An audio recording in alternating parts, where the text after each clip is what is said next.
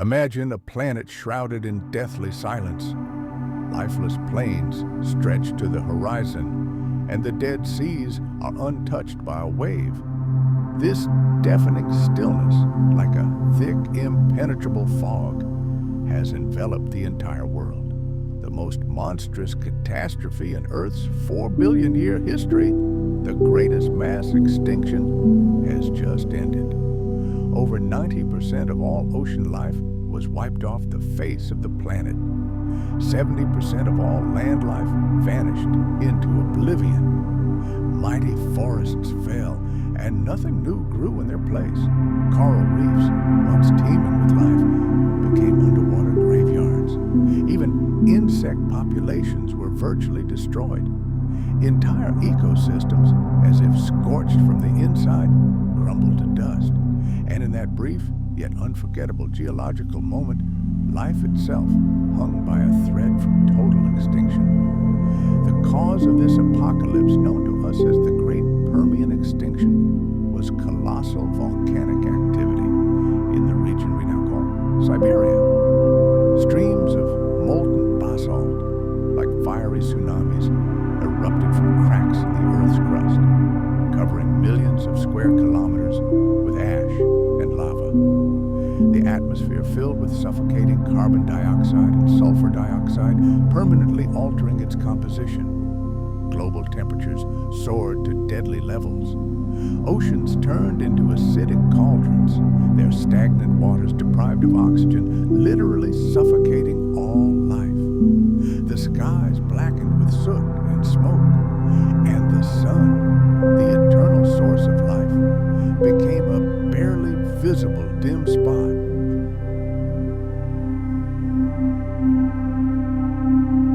This cosmic death was followed by a long pause in the great orchestra of evolution. For hundreds of thousands of years, life desperately struggled to regain its voice. Merciless deserts like a cancer engulfed continents. Forests, once dense and endless, shrank to pitiful scattered islands of green. Food chains collapsed. Only scavengers roamed the parched lands, feasting on the bones of those who had come before them. In this new world, it was no longer the strongest or the smartest who survived. Only those who knew how to adapt survived. And in this kingdom of shadows, a new dynasty began to emerge, the archosaurs. At first glance, they were almost indistinguishable from their ancestors, the ancient reptiles. But they were different. Their evolution had taken a different path. They stood more upright, their limbs positioned not at their sides, but under their torsos, giving them a huge advantage in speed and endurance on the parched landscapes. Their lungs, far more advanced than those of their competitors, allowed them to breathe thin, oxygen-poor air. They had a more powerful heart, a faster metabolism, and incredible heat tolerance. The first archosaurs were humble creatures, small, fast, and utterly unpretentious. They carefully made their way through the ruins of fallen forests and along the beds of dried-up rivers. However, their modest size concealed enormous potential. They were the seeds from which a new era would emerge.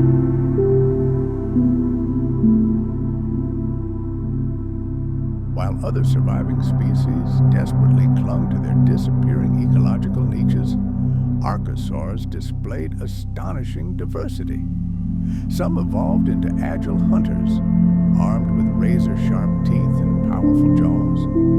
Others found their place in the sun as herbivores or omnivores. Evolution experimented, creating durable armor and defensive spines for them. Some of these creatures eventually stood on 2 legs, while others evolved into mighty quadrupedal giants. They rapidly filled the voids left by extinct therapsids and ancient amphibians.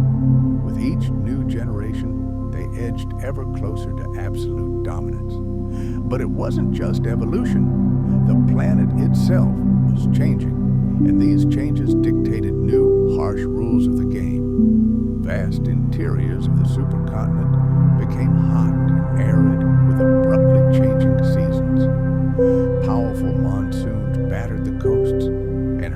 hurricane force winds swept across the vast deserts.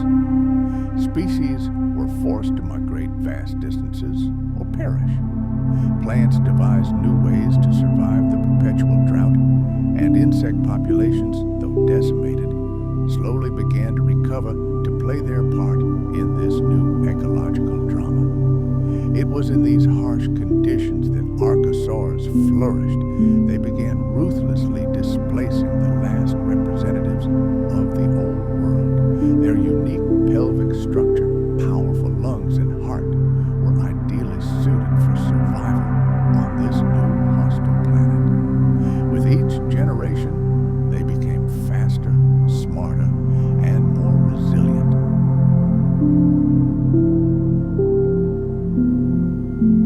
And although they were still a long way from the giants of the Jurassic period, their era was already dawning in the ashes of the Great Extinction. One lineage of early archosaurs eventually gave rise to the creatures we know today as crocodiles. Another gave birth to an entirely new life form, destined to rule the world for the next 150 million years, the dinosaurs.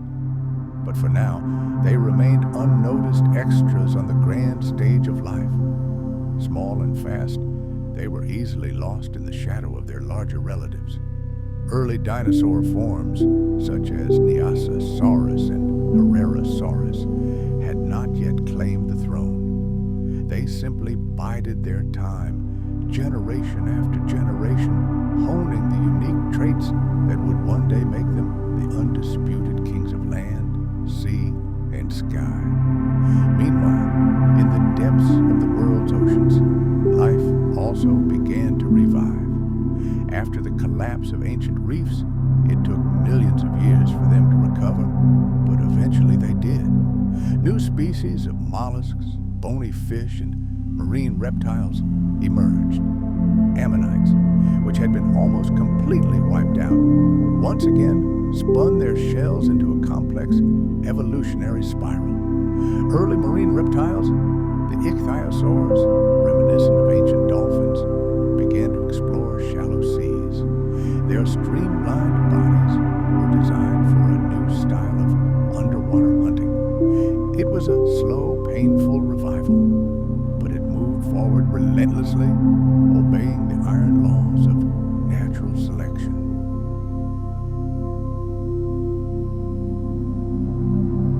Insects, those unsung architects of most ecosystems, also found a way to recover. New beetle species emerged, taking up the task of decomposing decaying vegetation. Giant dragonflies once again soared over rivers, and the arrival of pollinators spurred plants into new evolutionary alliances. Every small success was a step away from the brink of extinction, but nothing was yet definitively decided. The planet's recovery from the Great Permian Extinction took at least 10 billion years. It's the longest ecological recovery in Earth's history. Scientists still debate the reasons for this slowness. However, it's clear that both the colossal scale of destruction and the subsequent climate instability played a role. Earth remained a harsh and inhospitable place. Volcanic activity continued unabated. Climate fluctuated from one extreme to the other. Biodiversity remained extremely low, making ecosystems fragile, ready to collapse at any moment. Evolution moved forward, but every step was uncertain and risky. And yet, from this darkness, the dawn of a new era began to emerge. It arrived not with a deafening explosion or a parade of giants, but with a quiet but relentless persistence. Life continued in underground burrows, along coastlines, and in shallow waters. Even among the archosaurs themselves, changes were brewing. Some began to rise up on their hind legs, lifting their torsos off the ground. This seemingly insignificant shift opened the way to a new era.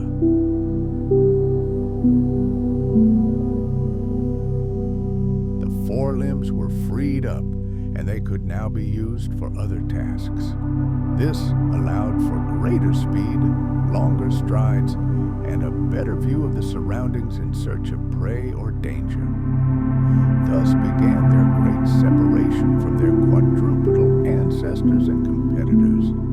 This tiny advantage, accumulating over countless generations, eventually upset the balance of power.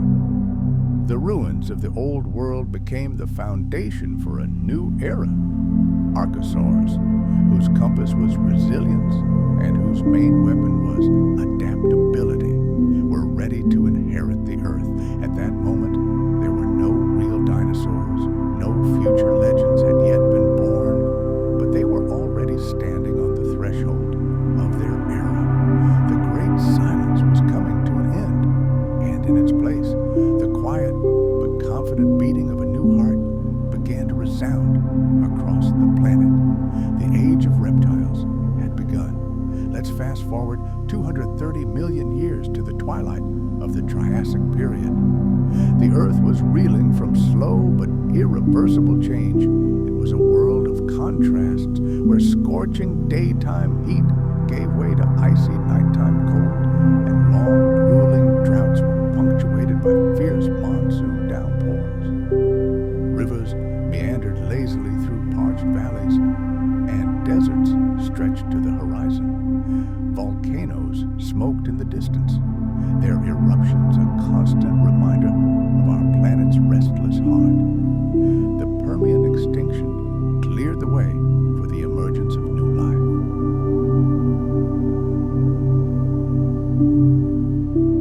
By the end of the Triassic, ecosystems had not simply recovered, they had become more complex and diverse. Coniferous forests covered the highlands, and thickets of giant horsetails spread across the ancient plains.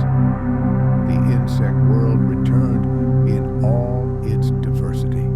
Amphibians desperately clung to the last islands of wetlands, and reptiles adapted to life in virtually any environment. Some returned to the ocean, others took to the skies. And so, amid this riot of revived life, a quiet revolution began. Archosaurs were already a dominant force. Among them were the ancestors of modern crocodiles, patient, armored predators of rivers and swamps. But another branch, smaller, more agile, and almost invisible, began its rapid rise. Their bones were hollow, their bodies light, and their movements lightning fast. They stood on two legs, using a long tail for balance, and acquired sharp teeth to capture prey. These were the first dinosaurs. In the planet's rock record, their appearance is like a quiet whisper. Fossilized fragments of femurs, teeth, and limbs scattered across what is now South America, Africa, and India don't give the impression of anything grand. There are no gigantic necks or thunderous stomps. These early dinosaurs were modest-sized creatures, many no larger than a modern dog. However, their anatomy tells a completely different story. Every joint, every bone, every vertebra was part of the blueprint for something much, much larger.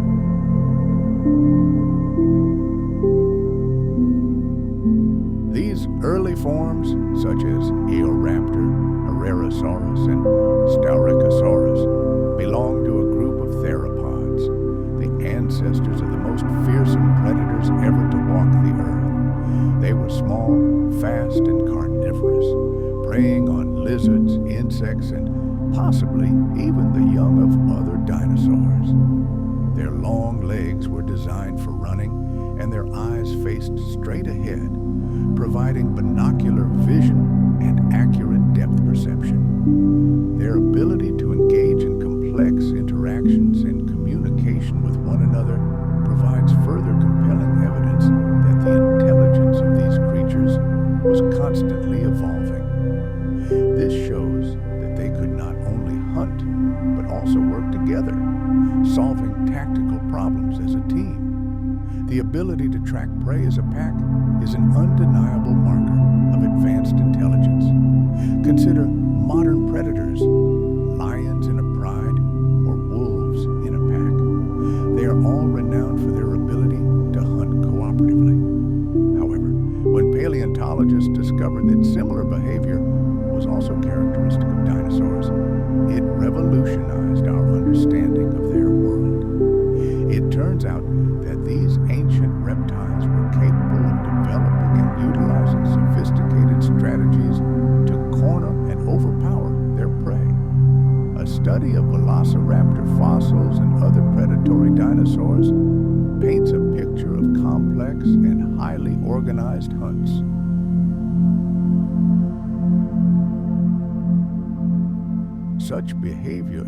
demonstrates incredibly advanced mental abilities for a reptile, the kind we are accustomed to seeing only in modern birds and mammals. The evolution of intelligence in theropods is one of the most fascinating and pivotal chapters in the history of life on Earth, as these creatures eventually gave rise to modern birds.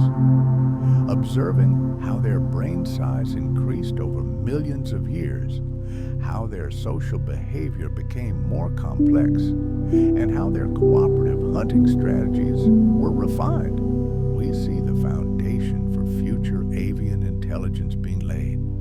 Modern birds, especially members of the corvid family, crows, magpies, jackdaws, as well as parrots, amaze us with their cognitive talents. They are capable of solving complex puzzles, living in highly hierarchical societies, and masterfully using tools. And all of these traits remarkably echo the behavior we reconstruct from their distant ancestors, theropod dinosaurs. The connection between theropods and birds is now remarkably well documented by the fossil record. We have irrefutable evidence. Fossils bearing feather impressions, skeletons with adaptations for flight, and numerous other avian features in dinosaurs like Archaeopteryx. Moreover, the brain structure of modern birds largely mirrors that of their ancient ancestors, particularly in the regions responsible for higher cognitive functions, the cerebellum and forebrain.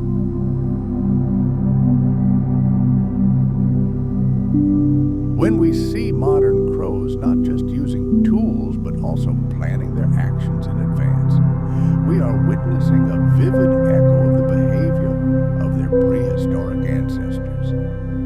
This proves that the history of intelligence on our planet has much deeper and more ancient roots. The development of intelligence in theropods and coelurosaurs is undoubtedly one of the most fascinating aspects of dinosaur evolution. Through the gradual increase in brain size, the complexity of social relationships, and the emergence of sophisticated hunting tactics, these ancient reptiles demonstrated that mental abilities were no less important for survival than brute strength or speed. The fossil record paints a picture of a world in which keen intelligence was not the exclusive preserve of mammals. It was also possessed by some of the most remarkable reptiles ever to walk our planet.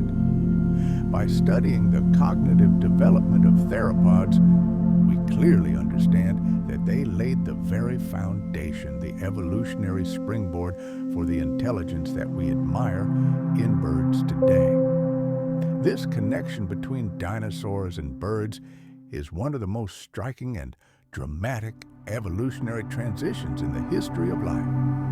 And theropod intelligence allows us to peer into the past to see the origins of the complex behaviors that would later be fully revealed in their feathered descendants.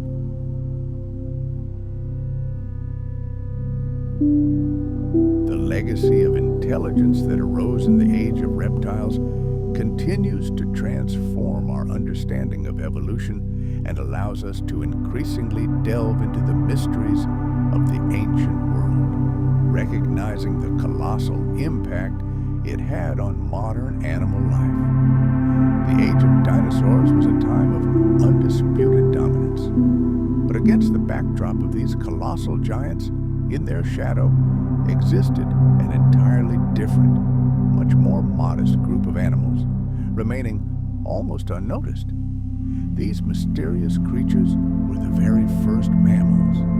They quietly and peacefully coexisted side by side with the giant lizards. In the world that would emerge after the fall of the dinosaurs, they would be destined to come to the fore. But for now, they were only laying the foundation for their future triumph. Despite their tiny size and predominantly nocturnal lifestyle, these creatures played a vital role in Mesozoic ecosystems.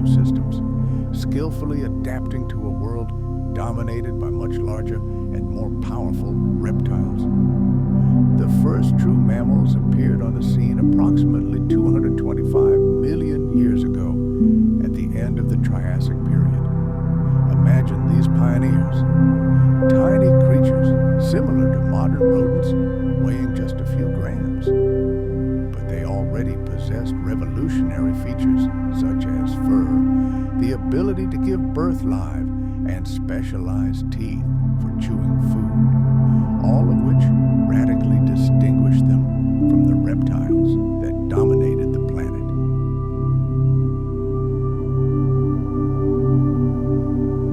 These early animals were primarily nocturnal, a strategy that would become key for mammals for many millions of years to come. The darkness of night gave them a huge advantage. While diurnal predators rested, they could safely emerge from their hiding places. These small creatures had a trump card in the struggle for survival. They learned to avoid direct confrontation with giant dinosaurs. Under the cover of darkness, when most deadly predators were less active, these animals could fearlessly forage for food and explore the territory. Of course, these early mammals were far from the large and complex animals we know today. They were primarily small insectivores whose diet consisted of insects, tiny invertebrates, and plant parts. Some of the earliest known species, such as Morganucodon, superficially resembled modern shrews, but despite their simplicity and diminutive size, they possessed key advantages that elevated them above reptiles. They had a faster metabolism and a more complex nervous system. The presence of a diaphragm allowed them to breathe much more efficiently, maintaining a high level of activity. They were quiet, constantly adapting to a changing world and occupying ecological niches that were simply inaccessible to giant dinosaurs. As the Mesozoic era progressed, mammals began to rapidly evolve and diversify, particularly in the early Cretaceous.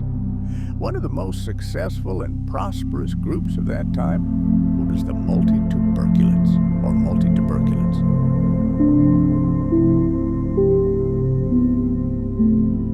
These small rodent-like mammals were among the first to truly spread across the planet. For tens of millions of years, they dominated many terrestrial ecosystems, demonstrating a remarkable ability to adapt to a wide variety of conditions. They received their name, multituberculates, for the unique structure of their teeth, covered in numerous tubercles. This feature allowed them to effectively grind a variety of plant foods, allowing them to access the resources of forests and meadows. They were herbivores and scavengers, feeding on plants, seeds, and any available organic matter. Besides the multituberculates, another important group of mammals existed in the Mesozoic and played a role in the ecosystem. These were the first insectivores, small and agile animals, ideally adapted for hunting insects and other small invertebrates. Their needle-sharp teeth and tenacious claws were the perfect tool for capturing agile prey, making them an integral part of the ecological balance. In that distant era, when dinosaurs reigned supreme, mammals made their subtle but crucial contribution to maintaining the balance of life. While dinosaurs grew larger and more specialized, mammals were pursuing their own evolutionary path invisible to the giants. Although they remained small and inconspicuous, they continually evolved, honing their survival skills in a world dominated by far more powerful creatures.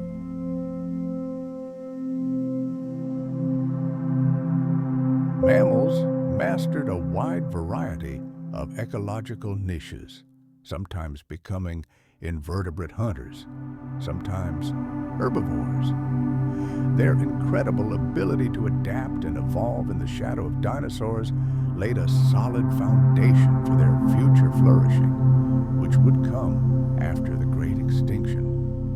Although dinosaurs were the undisputed kings of the land, the mammals that lived alongside them became true masters of survival in a world dominated by giants.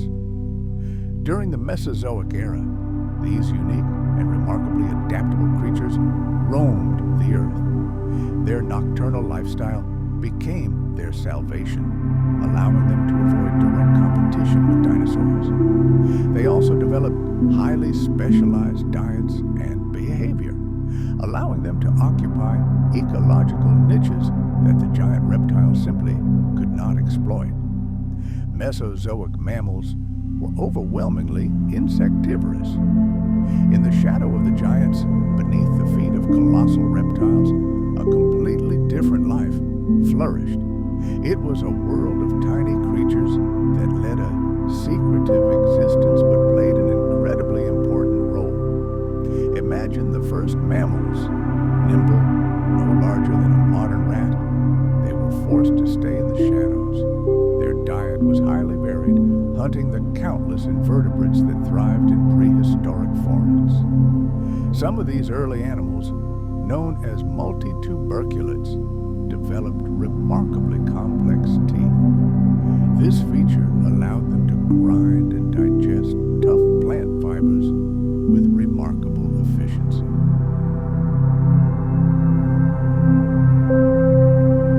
Others, their insectivorous cousins, were armed with needle-sharp teeth and prehensile claws, the perfect arsenal for capturing and killing insects. But mammals weren't the only creatures that made up this invisible world. The microfauna of the Mesozoic was astonishing in its diversity and adaptability. Small reptiles, nimble amphibians, and even the first birds coexisted alongside dinosaurs.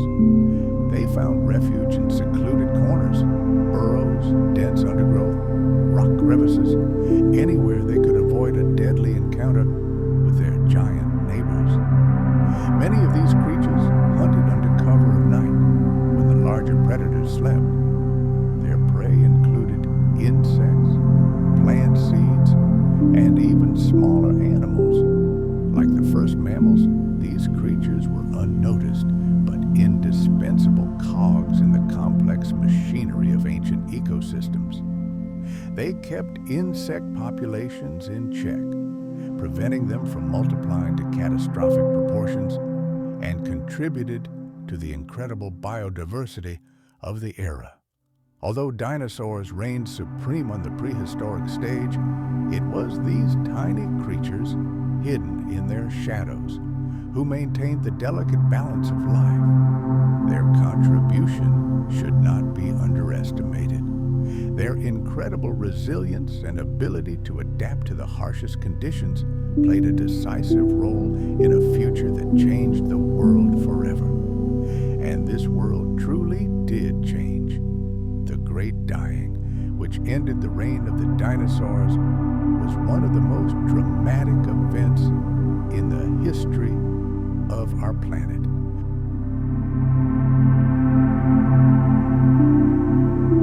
As the Cretaceous period approached its fiery end, the giant lizards vanished from the face of the earth. Their era was over, but for some, it was a beginning. For mammals that had spent entire eons in the shadows, dawn suddenly broke. The extinction of the dinosaurs was a true gift from fate. A huge number of ecological niches were freed up, opening up unprecedented opportunities. This allowed mammals to begin their own evolutionary journey, a journey toward the creation of large, complex forms. In a post-dinosaur world, they became the new masters of the planet. Those small, inconspicuous creatures that survived the Mesozoic catastrophe rushed to occupy the voids left by extinct reptiles. This triggered a veritable evolutionary explosion, giving rise to an incredible diversity of new species. Mammals and other microfauna of the Mesozoic may have lived in the shadow of dinosaurs, but they patiently and confidently laid the foundation for their future. Their ability to survive in a world dominated by giant reptiles, their nocturnal lifestyle, and their rapid evolution, all of this paved the way for their eventual success. When the dinosaurs fell, mammals were ready. They adapted with lightning speed to fill the void, and this ultimately led to their dominance. These hidden survivors played a key role in the evolution of life, and their legacy will shape the fate of the planet for millions of years to come.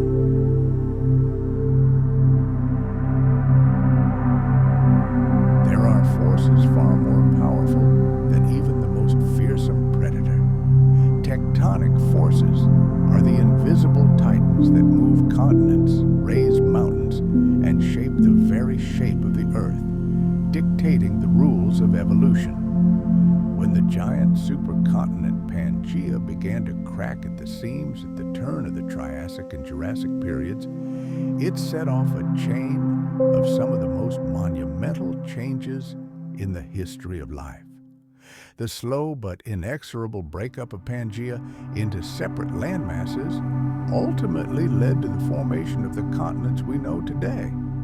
This event didn't just redraw the world map, it fundamentally altered the course of life's evolution. Planetary processes directly impact living organisms.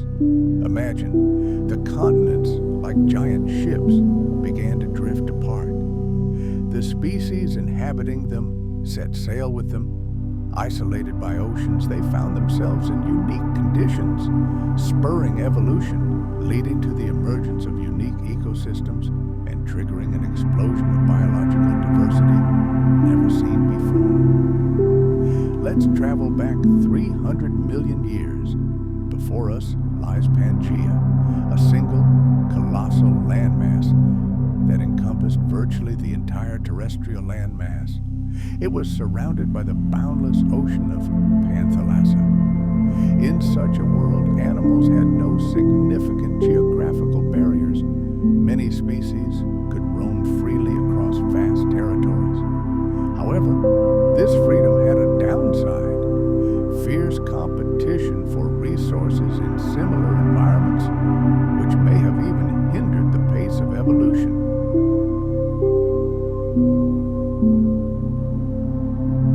But everything changed when the Great Rift began. The continents began to drift apart, and species that had once been a single whole found themselves forever separated by insurmountable water barriers. They were forced to adapt to entirely new realities: a different climate, a different food source, new dangers. It was this geographic isolation that became the catalyst that triggered the rapid diversification of life in the Mesozoic era. Once united populations were fragmented into small, isolated groups. The opportunity to interbreed disappeared, and evolutionary pressure increased exponentially. Each such group was forced to adapt to the unique conditions of its new home. This led to speciation, the process by which entirely new species are born. For millions of years, the continents continued to drift, and in each isolated corner of the planet, its own unique world of living beings formed. One of the most striking consequences of this drift was the emergence of unique biogeographic regions. Each new continent became a kind of evolutionary laboratory with its own set of climatic and environmental conditions. And these conditions dictated which species could survive and thrive there. Take South America and Africa, for example. As they slowly drifted apart, the unique conditions of each continent gave rise to the development of completely different life forms.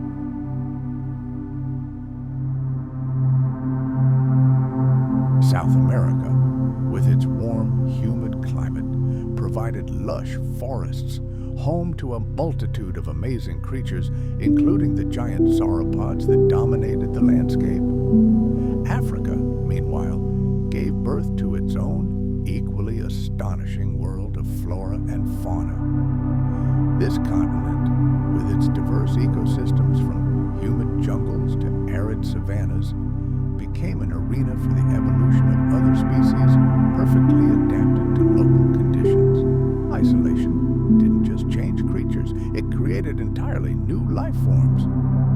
As the continents drifted further apart, animals and plants found themselves in environments radically different from their original home. Those accustomed to temperate climates suddenly found themselves in the scorching tropics. Others had to adapt to cold and drought. This forced life to seek new ways to survive, leading to the emergence of unique structural and behavioral features. For example, sauropods, which inhabited South America during the late Jurassic period, developed their famously long necks and attained gigantic proportions. This allowed them, like living cranes, to reach the canopies of the tall trees that dominated the local forests. Meanwhile, theropods, which evolved in North America, became highly specialized predators. Evolution armed them with razor-sharp claws and teeth, turning them into ideal hunting machines. The tectonic activity that split Pangaea also had a colossal impact on the oceans.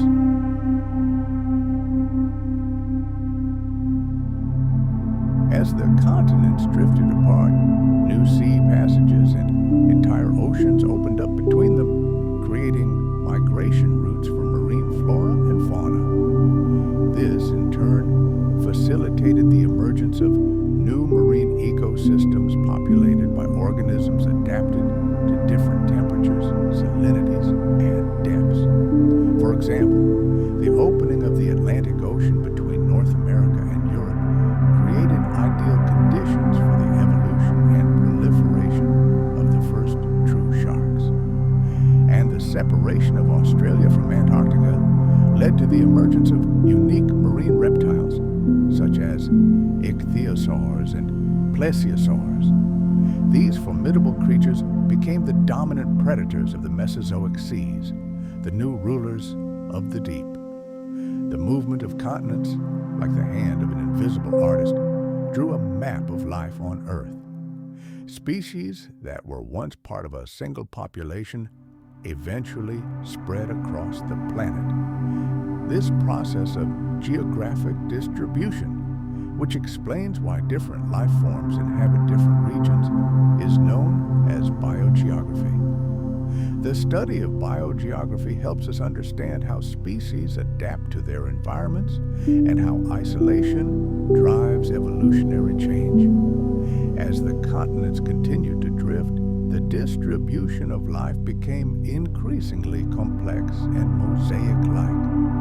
Some species evolved into entirely new forms, while others, the so-called living fossils, remained virtually unchanged for millions of years.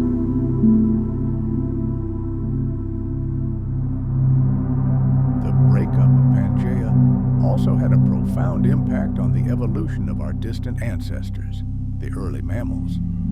When the supercontinent broke apart, they, like the dinosaurs, found themselves trapped on these giant drifting islands. This created unique conditions for their development. In each isolated region, they had to adapt to new challenges. For example, in South America, early mammals began their own evolutionary experiment, which would later lead to the emergence of a multitude of amazing and diverse forms. Imagine a world in the shadow of giants. Here, in the undergrowth of ancient forests, a unique, hidden life flourished. The first mammals, our distant ancestors, forged their way into this new reality. They took on a wide variety of forms, from tiny, agile creatures hunting insects under cover of night to more imposing herbivores foraging among ferns. In the vast expanses of what would become Africa, this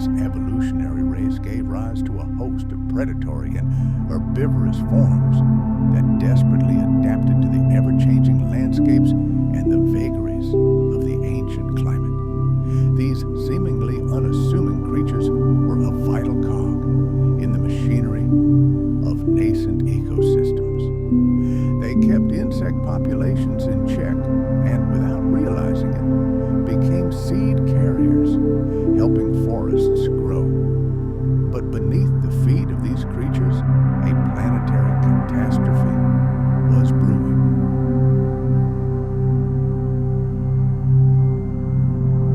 Powerful tectonic forces, dormant in the depths of the Earth, awakened and began tearing the single supercontinent of Pangaea into gigantic land masses.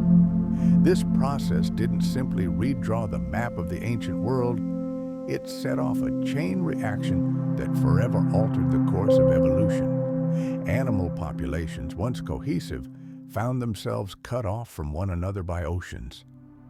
This isolation became a breeding ground for new species. Each continental island became its own evolutionary laboratory, giving rise to unique biogeographic patterns and an unprecedented diversity of life. The Mesozoic era was a time of great rifts, a time of monumental transformations. As the continents drifted further and further apart like giant ships, life on the planet changed beyond recognition. Species, finding themselves isolated, followed their own paths. They acquired new traits and developed unique behavior patterns, all to survive in their new, unique worlds. And the legacy of this great continental drift is still felt today, shaping the face of our planet. The distribution of animals across the Earth is a direct consequence of the tectonic processes that split Pangaea hundreds of millions of years ago. Geological activity, relentlessly reshaping the face of the Earth, has been and remains the primary orchestrator of evolution. It creates new opportunities and challenges, forcing life to adapt and become more complex. And this process hasn't stopped.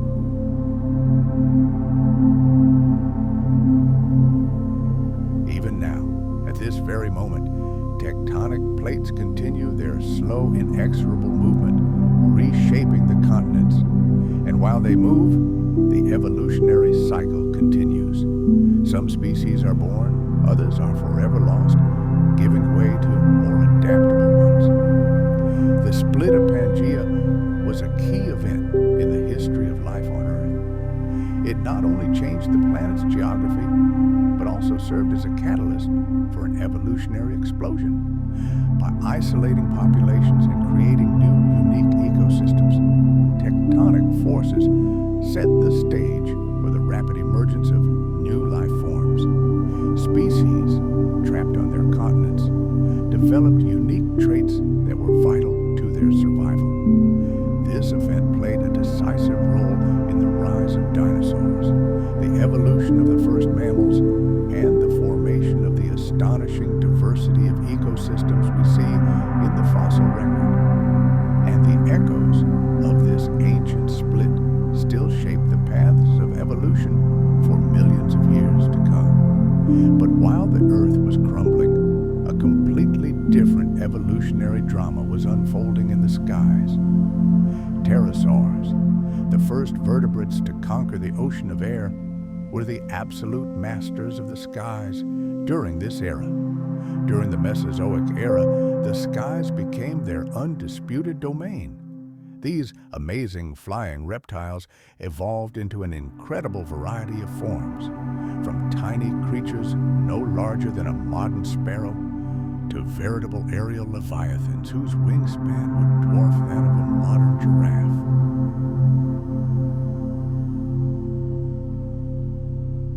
Their ability to soar marked a tectonic shift in the planet's ecological balance.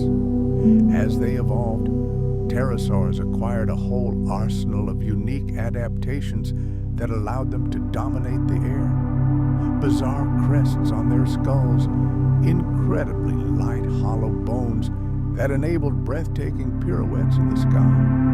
All these were their secret weapons. However, the larger and more numerous they became, the more fierce the struggle for dominance became. Soon, new players appeared in the air, the first feathered gliders who dared to challenge the dominance of the winged reptiles.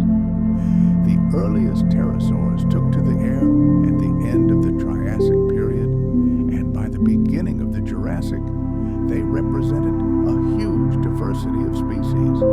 Their evolution was driven by the need to exploit a new, virtually empty ecological niche, the vast expanses of the sky, and pterosaurs took full advantage of this opportunity.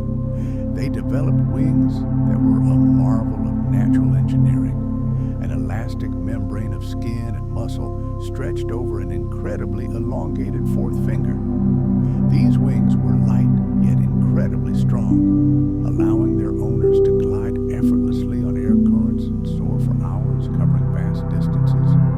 Hollow bones, a common feature of pterosaurs and their distant dinosaur relatives, were another key to conquering the skies. They radically reduced body weight, making flight more energy efficient and allowing them to stay aloft for as long as possible.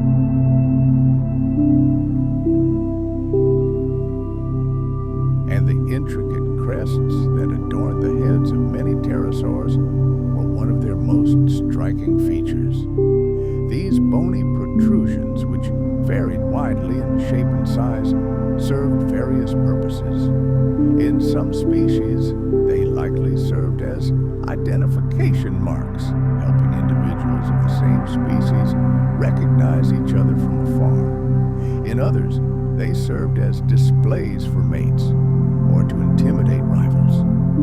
The size and shape of the crest could reveal a great deal about the strength and health of its owner, combined with their sleek, aerodynamic bodies.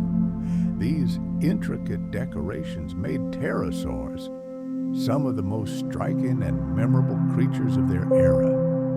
Despite all their impressive adaptations, pterosaurs weren't safe. During the Jurassic period, new daring rivals emerged in the skies. The first feathered gliders, the direct ancestors of modern birds, began their evolutionary journey just as pterosaurs reached the peak of their power. These early proto-birds were significantly smaller than their winged competitors and couldn't boast gigantic wingspans. But they had one decisive advantage: feathers. Feathers provided them with incomparably greater control over flight, enabling complex maneuvers beyond even the most skilled pterosaurs. While winged lizards relied on their enormous wings to glide and soar, the first birds could flap their wings at incredible speeds. This made them more nimble and agile in the air. A new era of aerial combat was just around the corner.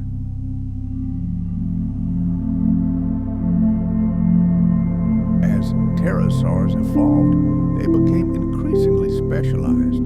Some species became true giants with wingspans exceeding 10 meters, while others remained small and agile, no larger than a sparrow. These smaller species were true masters of survival, occupying their ecological niches by hunting insects, small fish, and tiny vertebrates.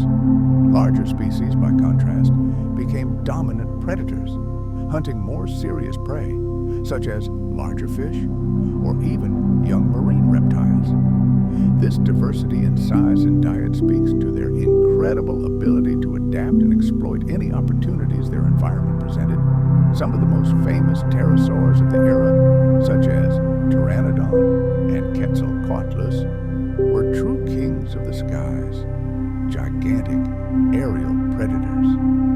Pteranodon, with its incredible wingspan, was one of the largest flyers of its time, reaching 10 meters from wingtip to wingtip. Its long, slender beak was perfectly adapted for gliding over the surface of the water and snatching fish, while while its toothless jaws worked like a giant scoop. Quetzalcoatlus, another titan of the aerial ocean, had a wingspan that could reach 11 meters, making it one of the largest flying animals ever to soar above the earth. Its long neck and enormous head gave it a simultaneously graceful and terrifying appearance. His shadow alone, sliding across the ground, inspired awe and mortal terror. However, it wasn't only giants that defined the era.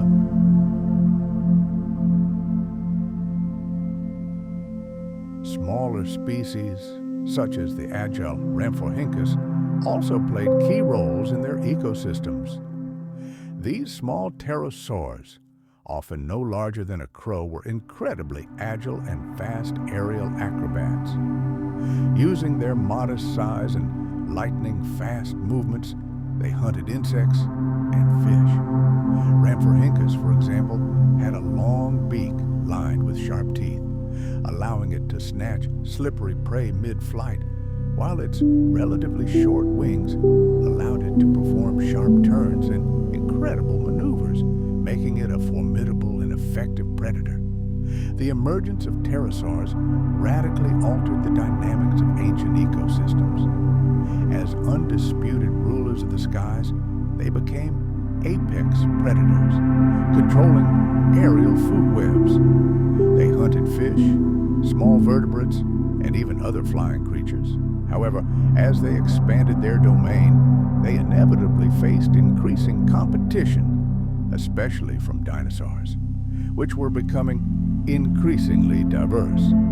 While pterosaurs dominated the skies, dinosaurs reigned supreme on the ground, and these two groups of giants often engaged in fierce competition for resources.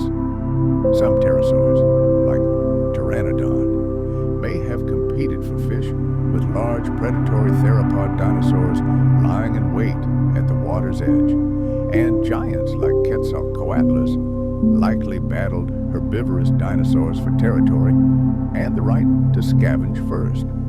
In addition to constant competition with dinosaurs, pterosaurs also face challenges from nature itself.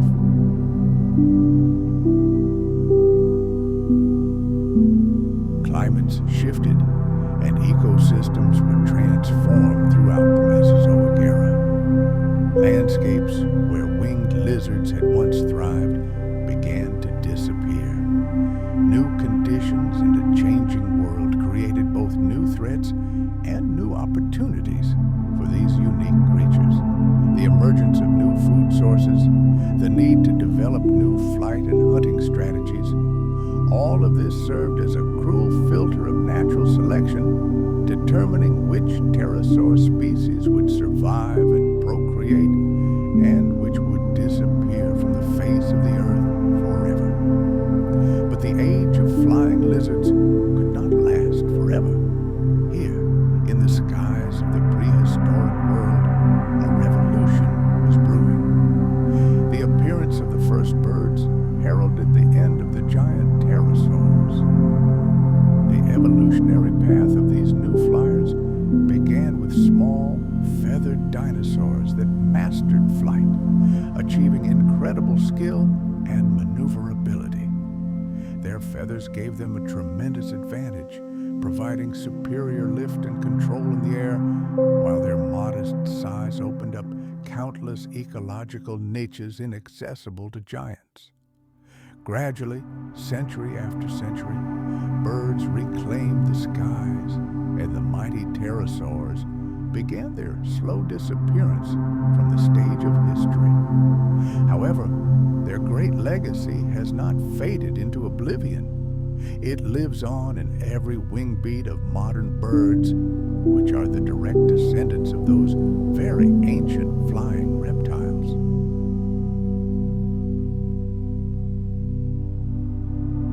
The story of the pterosaurs itself is a monumental testament to the incredible power of evolution and its ability to radically change the face of the entire world. The evolutionary and adaptive path of these winged reptiles spanned many millions of years.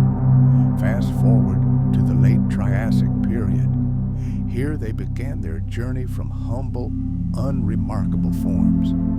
But by the Jurassic, they had already become the undisputed rulers of the ocean of air. During this era, pterosaurs reached the peak of their diversity, giving rise to numerous highly specialized groups. Their unique anatomical features, such as bizarre crests, hollow yet strong bones, and phenomenal flight abilities, made them true kings of the skies. And even today, tens of millions of years later, the legacy of these amazing creatures continues to evoke awe and admiration. Earth has always been an arena of constant change, dynamic and completely unpredictable. During the age of dinosaurs, climate change acted as the master director, shaping the course of life on the planet. Imagine a world where sharp temperature fluctuations, ferocious monsoon downpours, scorching droughts, and periods of unbearable heat were not anomalies, but the harsh norm. Every living creature faced a choice: adapt to the new rules of the game or perish. These climate upheavals were triggered by global processes: the movement of tectonic plates, massive volcanic eruptions, and changes in the chemical composition of the atmosphere.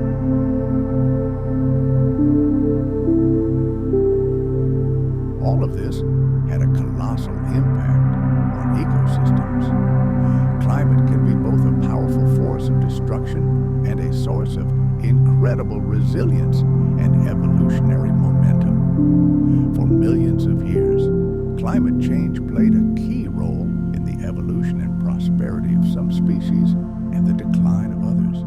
Those creatures that managed to adapt to the constantly changing world discovered new ways to survive. Those that failed to keep up with the changes were forever lost, becoming fossils.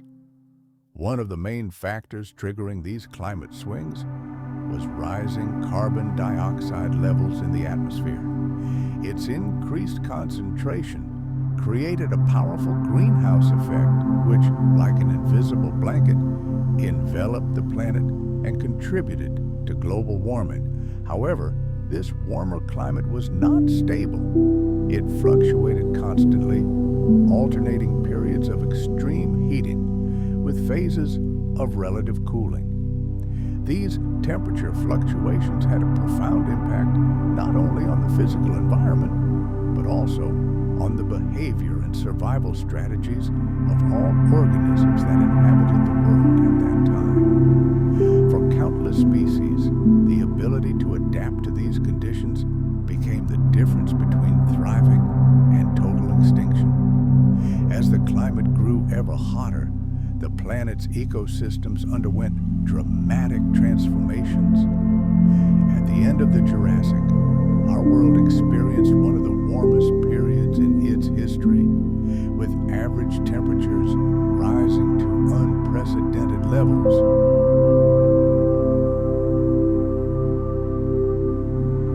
This caused dramatic changes in vegetation across vast areas. Tropical plants began to conquer new lands, and dense forests significantly expanded their boundaries. Meanwhile, in other regions of the planet, prolonged periods of drought or heat waves dramatically altered the landscape, turning fertile lands into parched deserts. This created enormous pressure on both herbivores and predators as food and water availability sharply declined. How ancient animals adapted to these changes became a crucial milestone in their evolutionary history. Survival conditions in the dinosaur world were incredibly diverse.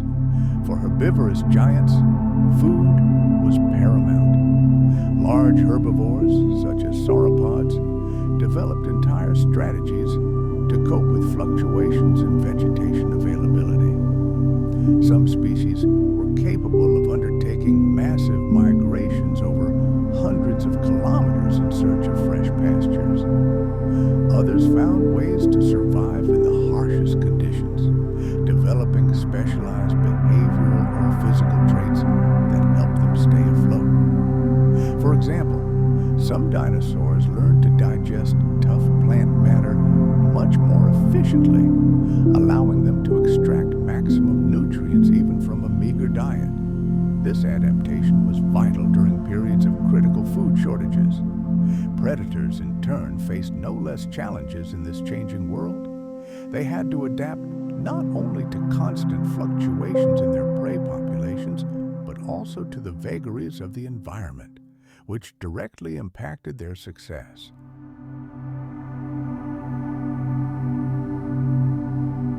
Their hunting prowess was the key to their survival. Some theropod species, such as Allosaurus and Ceratosaurus, possessed a deadly arsenal of razor-sharp teeth and enormous claws, making them formidable hunters. However, their tactics and strategies could vary greatly. The evolution of these predators went hand in hand with changes in prey availability. Some became more resourceful, switching their attention to smaller and more defenseless prey. Others may have honed their hunting techniques to increase their chances of catching fast and agile animals. And some predators may have even developed sophisticated communication techniques that allowed them to hunt in coordinated packs, significantly increasing their chances of success against larger and more dangerous prey. Migration was another crucial tool for adapting to climate change. Many dinosaur species, both herbivores and carnivores, likely engaged in seasonal migrations or traveled vast distances. In response to environmental changes, entire populations migrated across prehistoric landscapes to find new resources or more comfortable conditions during periods of scorching heat or prolonged drought. For example, herds of herbivores whose lives depended on lush vegetation were forced to follow seasonal plant growth cycles, constantly moving to food sources. Carnivores, in turn, relentlessly followed the migrating herds of their prey, adapting their hunting grounds to the availability of food.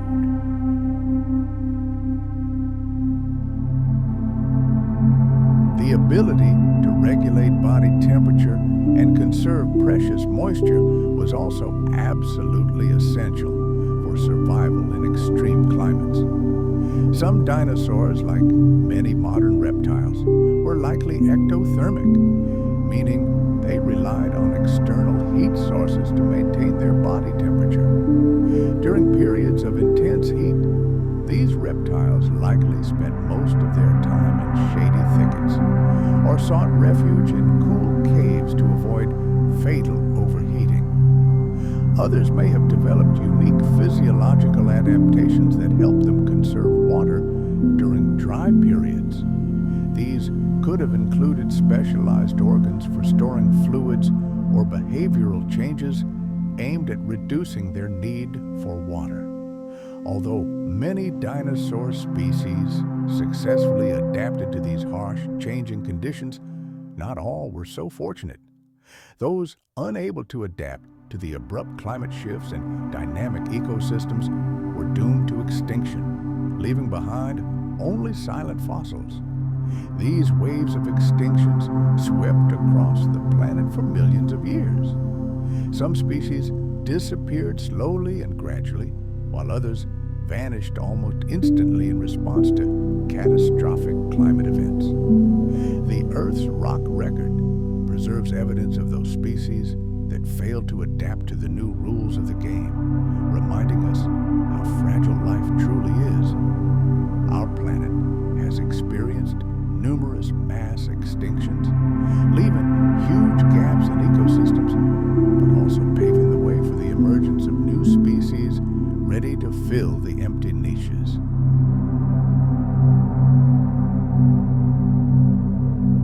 One of the most horrific examples of such a global catastrophe was the End Permian event, a massive climate shift then wiped out up to 90% of all life on the planet.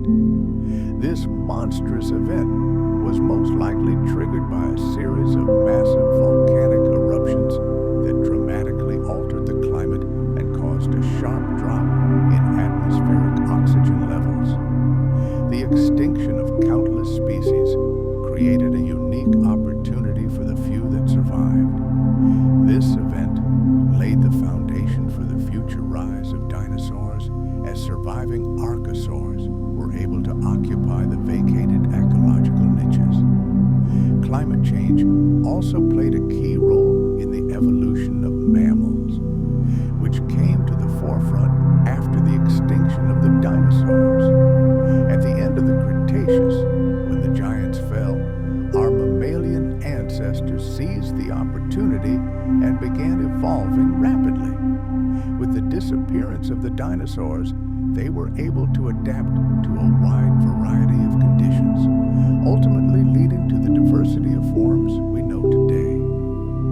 The ability of mammals to maintain a constant body temperature and adapt to changing climates became a key factor in their survival and triumph in the post-dinosaur world. Ultimately, the survival of any species in the face of climate change depends on one key factor: its ability to adapt. Those species that were able to adapt to new realities thrived and continued their evolutionary journey.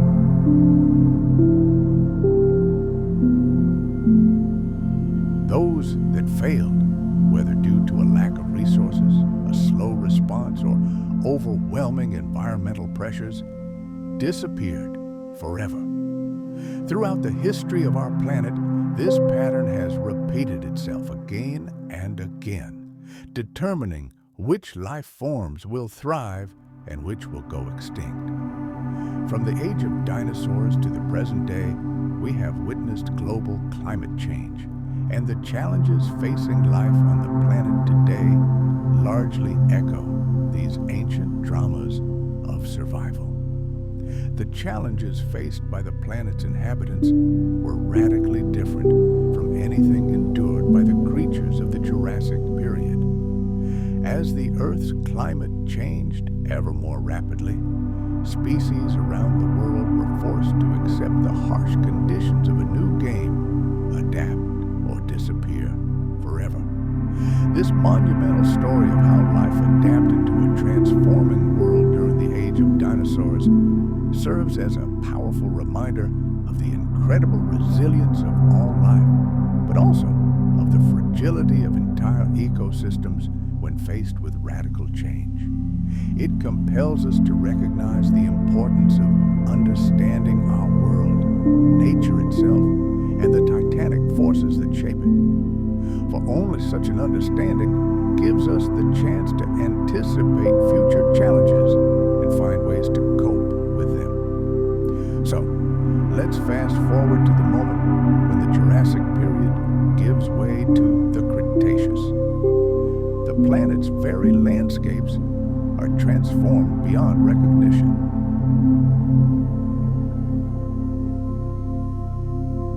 And in this changing world, more and more new creatures come to the fore, ready to fight for dominance. Among them, a new, terrifying cast of predators stands out. The horned killers, whose appearance opens a new bloody chapter in the endless evolutionary arms race. Two formidable groups of theropod dinosaurs, known to us as abelisaurids and ceratosaurs, began their evolutionary journey. They began to acquire bizarre and completely unique features that distinguished them strikingly from all their predecessors. These features were not merely decorative, but vital tools that allowed these apex predators not just to survive, but to dominate their worlds. The most striking feature of these horned monsters was undoubtedly the structure of their skulls.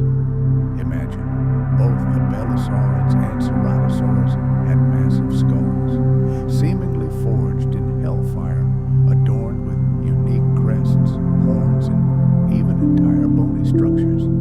This made them completely unlike other predators of the time. These skulls weren't just a means of intimidating as deadly hunting tools. The bony protrusions and horns likely served as defensive tools in battles with other predators or territorial rivals. They also protected vulnerable parts of the head during fierce encounters with desperately struggling prey.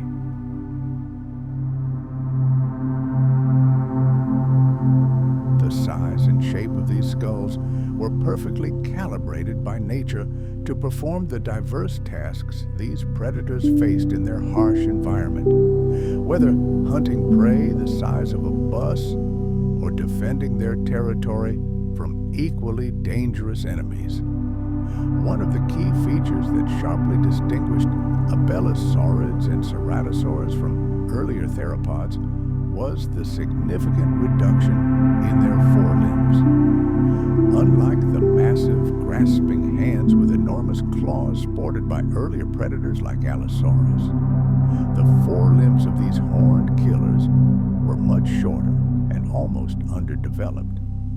This dramatic change in body structure was likely due to a complete shift in hunting strategy. Instead of relying on their forelimbs to capture and hold prey, they developed entirely different methods. For example, devastating ramming strikes and a lethal jaw clamp. These predators possessed incredibly powerful jaws and muscular necks, enabling them to deliver bites of monstrous force. Their powerful neck muscles and jaw apparatus were ideally adapted for seizing and immobilizing prey, allowing them to rip flesh with frightening efficiency. This shift in hunting mechanics reflected their adaptation to a new lifestyle.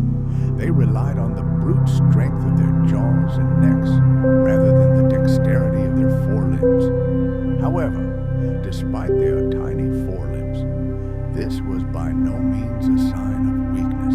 On the contrary, it was evidence of a high degree of evolutionary specialization.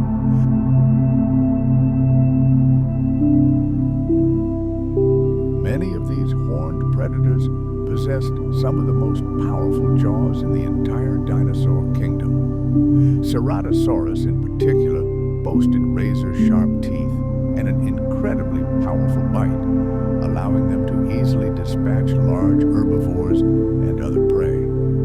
The bony protrusions on their skulls only added to their fearsome strength and power. These horned predators were formidable hunters, capable of confronting even the most dangerous animals of their time. Their impressive jaws and powerful neck muscles allowed them to exert tremendous pressure on their prey, making them true killing machines.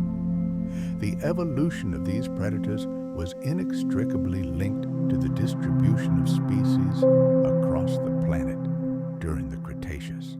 Different parts of the world were home to completely different species of top predators, each perfectly adapted to their unique environments and prey.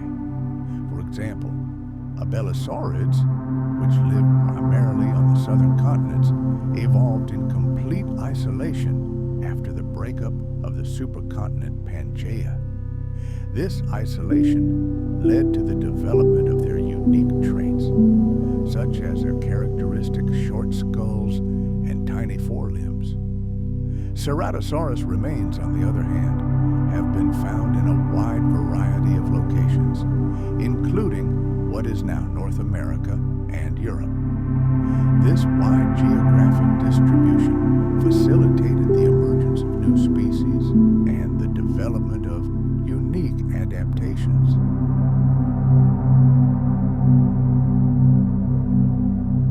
The fossil record vividly demonstrates the development of a wide variety of horned predators, each perfectly suited to the unique ecosystem of its region. All the evidence points to each region having its own dominant predator. The incredible diversity of theropods discovered around the world proves that different regions harbored their own unique tyrants, each with its own characteristics. In South America, where abelisaurids reigned supreme,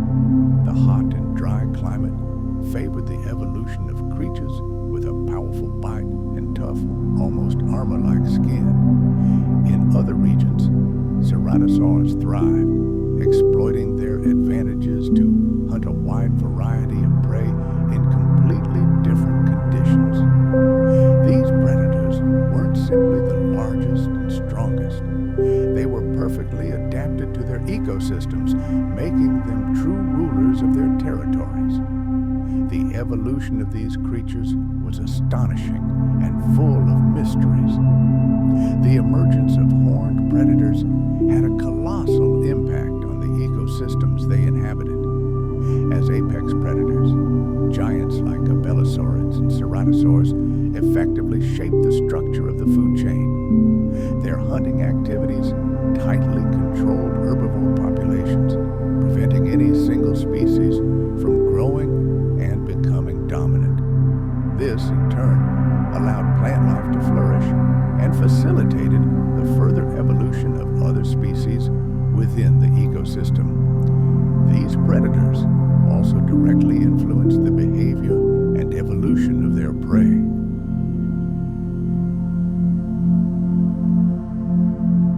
Herbivores were forced to invent ever new ways to evade their deadly jaws, improving camouflage, accelerating their speed, or developing their own defensive adaptations, such as robust armor or horns. This constant struggle between predator and prey was the primary driving force behind the ongoing evolutionary arms race. Each side continually adapted to outwit, outrun, or outmaneuver the other. The unusual skull features of abelisaurids and ceratosaurs also provide valuable insight into the behavior of these creatures. By studying their skulls, we can hypothesize that they likely engaged in violent territorial disputes and battles with rivals. Horns and bony crests were likely used for threat displays or in direct physical confrontations. These features may have served as a signal to other predators, asserting an individual's dominance within a particular territory or social group.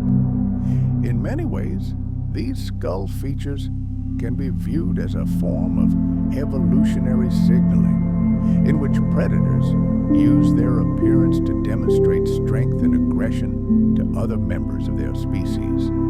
The evolution of these horned predators took place during the Cretaceous period, a time of constant change in ecosystems. Continents drifted, creating new habitats, and species had to adapt to survive. One of the most striking examples of how life on Earth was shaped by these changes is the rise of abelisaurids and ceratosaurs.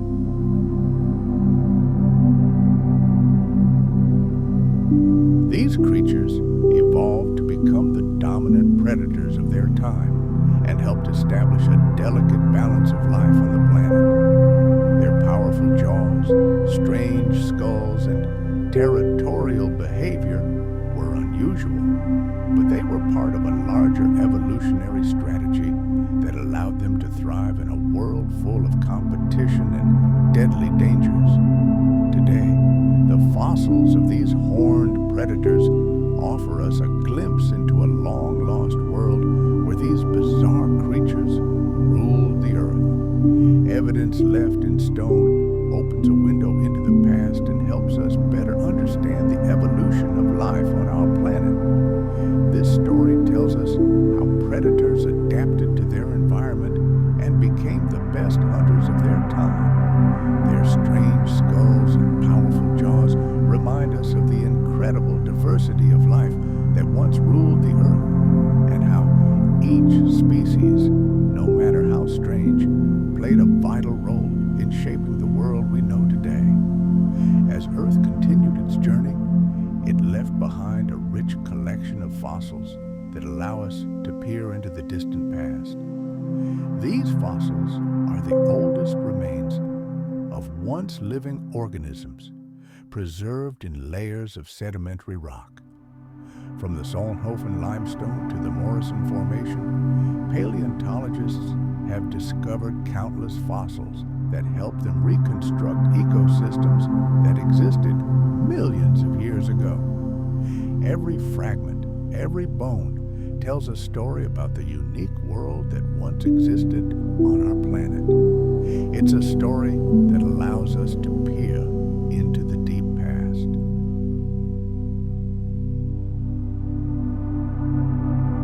And thanks to the painstaking work of paleontologists, we can reconstruct the ancient landscapes and ecosystems that these amazing creatures inhabited. Let's travel back in time to a place that has become a true legend for paleontologists, the Solnhofen limestone slabs in southern Germany. Think of this place not just as a quarry, but as a unique archive of prehistoric life. This area is world famous for its phenomenally preserved fossils, many of which are frozen in stone in stunning photographic detail. Here, in the fine-grained rock, time has preserved what seemed impossible. Imprints of soft-bodied creatures appear before us, the ghostly silhouettes of jellyfish, the contours of ancient squid, and even the remains of the very first birds where every feather can be seen. Such incredible preservation was made possible by the unique conditions that prevailed here millions of years ago. Once upon a time, this site was the site of a shallow, warm lagoon. The water near the bottom was virtually devoid of oxygen, creating a death trap for anyone who entered, but ideal conditions for preservation. Decomposition processes were almost non-existent here, and even the most fragile organisms did not vanish without a trace, but turned to stone. The fossils extracted from the Solnhofen limestone are more than just stones. They are a window into the distant past, allowing us to see what Earth's inhabitants looked like and how they lived at the end of the Jurassic period.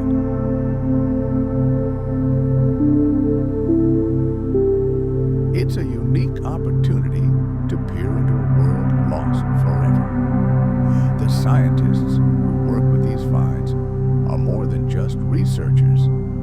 They are true storytellers, piece by piece, piecing together the fascinating stories of ancient life. By analyzing fossils from treasure troves like Solnhofen, they can uncover secrets about the behavior, diet, and environment of these creatures millions of years ago. For example, it was here that the famous Archaeopteryx was discovered, a creature considered by many to be the very first bird on the planet. Its remarkably preserved skeletons have become an invaluable source of knowledge about the great transition from dinosaurs to birds. These fossils help paleontologists understand how plumage evolved and how these amazing creatures took their first steps toward conquering the skies.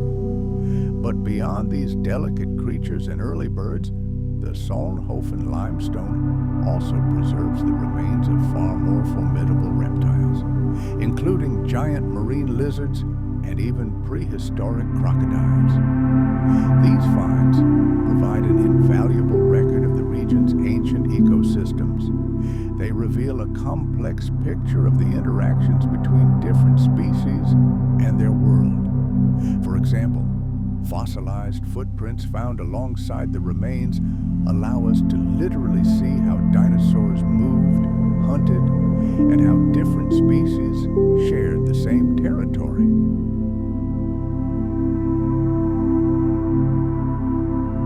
The Solnhofen limestone is a veritable treasure trove, allowing scientists to reconstruct the ancient world with astonishing accuracy. Now let's move west, across the globe, to North America, to the famous Morrison Formation. This is another key site on the planet for understanding prehistoric ecosystems. This geological formation stretches across vast swaths of the western United States and is renowned for its incredible abundance of dinosaur bones, including the most famous giants of the late Jurassic period. The Morrison Formation was once a vast floodplain, crisscrossed by rivers and lakes, an ideal environment for life to thrive. The dinosaurs that once ruled this land left behind vast cemeteries of fossils, which paleontologists have been uncovering for decades. These finds have allowed scientists to reconstruct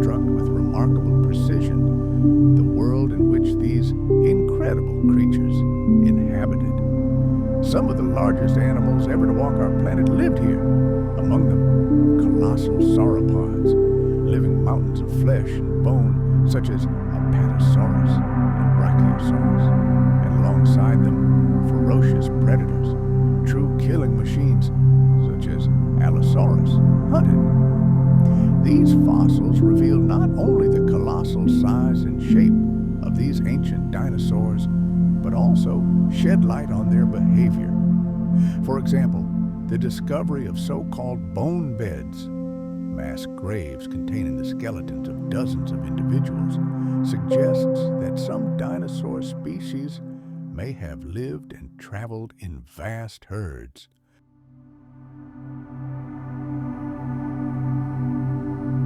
This discovery completely changes our understanding of them, as it was long believed that dinosaurs were exclusively solitary. But beyond the well-known giants, the Morrison Formation has yielded the remains of numerous other prehistoric creatures, including the first tiny mammals, agile reptiles, and amphibians. These small animals played a vital role in the ecosystem of the time, forming a complex web of life that existed in the shadow of the giants. By studying the fossils of these inconspicuous species, paleontologists have been able to gain a much more complete picture of the ancient world. They have discovered that all forms of life were closely interconnected in ways we had never previously imagined. Reconstructing ancient worlds from fossils is incredibly delicate and painstaking work. Paleontologists must meticulously analyze each find to not only identify the animal species, but also understand the story each stone can tell us. Studying fossils reveals astonishing details. Characteristic scratches and chips on teeth can reveal what their owner ate. The shape of bones allows us to understand how a creature moved, hunted, and survived. Sometimes even tiny fragments, a single tooth or a bone fragment, can provide invaluable information about the life and world of these creatures. But fossils tell us more than just about individual species.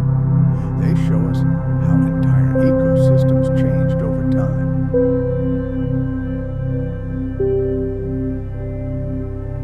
By studying the rock layers in which bones are found, scientists can reconstruct the climate and environmental conditions of different eras.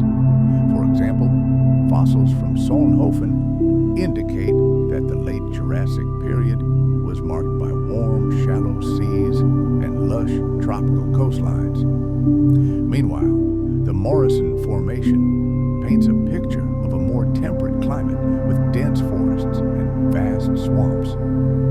These global environmental changes had a profound impact on the evolution of life, forcing creatures to adapt, changing their behavior, diet, and how they interacted with each other.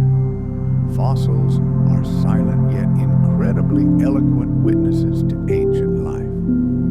We may never hear the roar of a Tyrannosaurus rex or the trumpeting of a sauropod, but the rocks they left behind tell us thousands of stories. They allow us to understand how animals interacted with their world, how they stalked prey, and how they competed for survival with other species. For example, fossilized trackways show us how animals moved across the landscape, revealing secrets about their behavior and routes. Fossilized nests and entire egg clutches provide direct evidence of their reproductive strategies and social structure. They allow us to see how some species meticulously cared for their young, while others abandoned them to their fate. Each fossil is a fragment of a gigantic mosaic, and the more such fragments paleontologists find, the more complete and clear the overall picture becomes.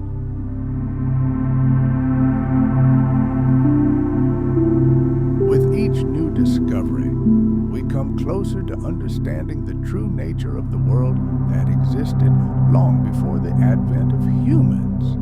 Fossils from sites like Solnhofen and the Morrison Formation are priceless treasures not only for their scientific value, but also for the stories they tell about life on Earth millions of years ago.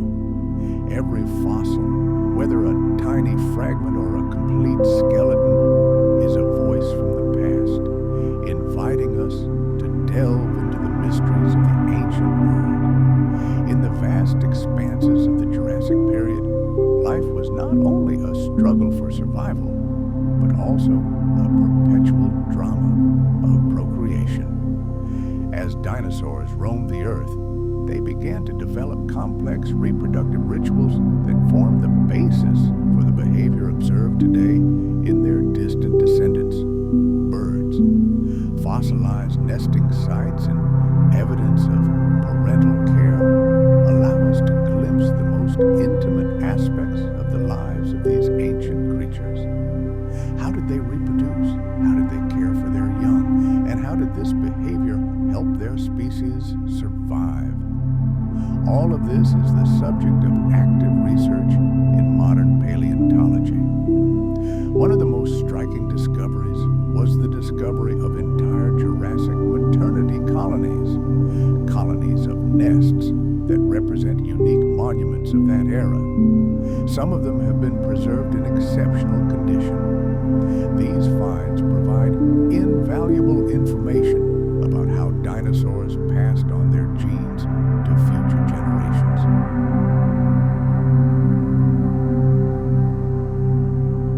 Some species, such as the giant herbivorous sauropods, likely laid their eggs in enormous communal nests, very similar to those built by modern sea turtles.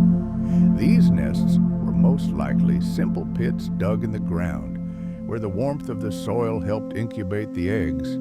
However, upon closer examination, it becomes clear that not all dinosaurs followed this simple path. Some, especially predatory theropods, demonstrated far more complex forms of reproduction and parental care. One of the most exciting discoveries is evidence that some species may have fiercely guarded their nests and hatchlings. Fossilized nests of theropods, such as oviraptorids, show signs of parents actively caring for their eggs and young. These species, known for their bird-like traits, may have demonstrated genuine parental love and devotion, protecting their future offspring from the countless dangers of the harsh prehistoric world. It turns out that these ancient giants displayed astonishing intelligence, very reminiscent of the habits of modern birds. Scenes from the past, frozen in stone, tell us an incredible story. Adult dinosaurs apparently didn't simply lay eggs. They remained nearby, becoming vigilant guardians of their nests. They fearlessly defended the fragile shells from predators, ensuring the safety of their future offspring. The very discovery of adult remains in close proximity to clutches is a clear indication that some species developed a true parental instinct.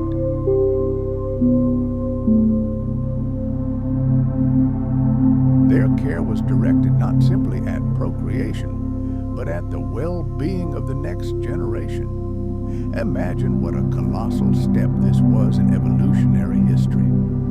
This behavior demonstrated a level of social organization and care that we previously believed was unique to birds and mammals. The idea that dinosaurs, especially predatory theropods, could have been caring parents revolutionizes our understanding of their world. These earliest glimpses of parental care laid the foundation for the far more complex social structures we see in their direct descendants, birds. The significance of these discoveries is enormous. They not only tell us about the behavior of specific species, but also shed light on the very origins of parental instinct on our planet. The tenderness and protection some dinosaurs showed their young reflects the very first steps in the development of nurturing behavior. millions of years later, these instincts would evolve into the complex parenting strategies we see in birds today. Modern birds are renowned for their dedication. They incubate eggs, feed them, and fiercely protect their young. And while their behavior is certainly more sophisticated, its roots go deep into the Jurassic period. It was then, in that distant world, that dinosaurs first began to seek out various ways to ensure the survival of their offspring. The development of such complex behavior undoubtedly provided some species with a huge evolutionary advantage.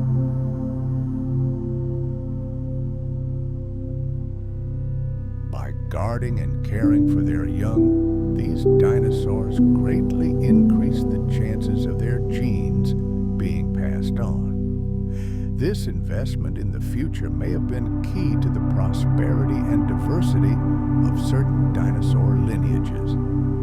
By creating a safe environment for their young, a kind of prehistoric kindergarten, they allowed them to grow and develop before venturing out into the harsh and dangerous world.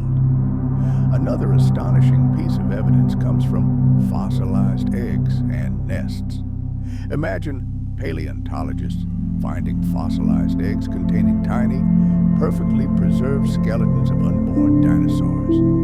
This is a rare opportunity, a true window into the secret world of giant development before they hatched. These finds not only reveal the secrets of the reproductive cycle, but also hint at how dinosaurs may have cared for their young after hatching.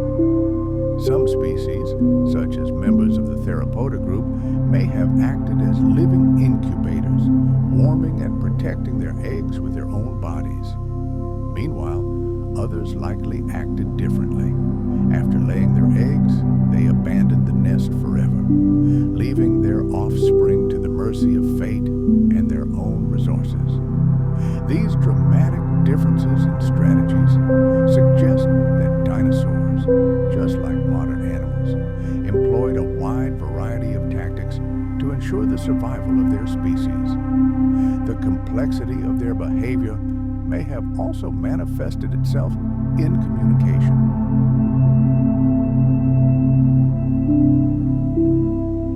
Although we will never hear dinosaurs speak, scientists speculate that they communicated with their young through sounds, body movements, and even touch. Fossilized tracks where adult footprints are found alongside those of juveniles indicate close interactions.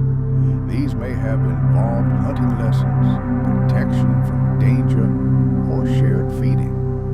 Whatever these interactions were, they played a crucial role in the survival of young dinosaurs, helping them grow up in a world full of ruthless predators and constant threats. The evolutionary roots of this parenting can be traced back to the earliest birds, direct descendants of theropod dinosaurs. These first feathered creatures exhibited numerous behavioral traits inherited from their giant ancestors, including caring for eggs and chicks. Over time, this behavior became increasingly sophisticated and specialized, but its foundation remained unchanged. The foundation of parental love, protection of the eggs, and care for offspring was laid back in the Jurassic period, tens of millions of years before the emergence of modern birds. In summary, it's safe to say that the Jurassic period was not just a time of giants, but also a time of the emergence of complex social behavior. Evidence of nesting and parental care demonstrates that some dinosaur species were already actively seeking ways to ensure the future of their lineage.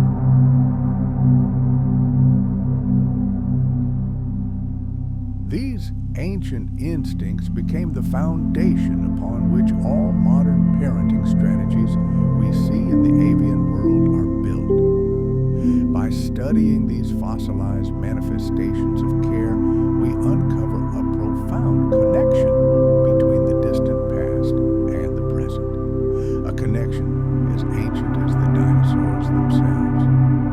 Let's travel back to the same era, the Jurassic period. Imagine a world where the Earth itself breathed fire and was in a constant, furious state of transformation. Volcanic activity was not just a background phenomenon. It was the primary sculptor, shaping the environment, determining the course of life and death. Massive eruptions, triggered by the movement of giant tectonic plates, spewed billions of tons of molten rock, ash, and toxic gases into the atmosphere, radically altering both the landscape and the air itself. These firestorms were frequent and ubiquitous, simultaneously bringing total destruction and the emergence of new life. The cause of this volcanic frenzy was the ongoing breakup of the supercontinent Pangaea. As colossal landmasses began to separate, gigantic fissures formed in the Earth's crust. Magma from the planet's molten interior rushed to the surface, giving rise to entire volcanic regions known as large igneous provinces. These territories, spread over hundreds of thousands of square kilometers, erupted unimaginable volumes of lava and spewed gigantic clouds of ash and gases into the atmosphere.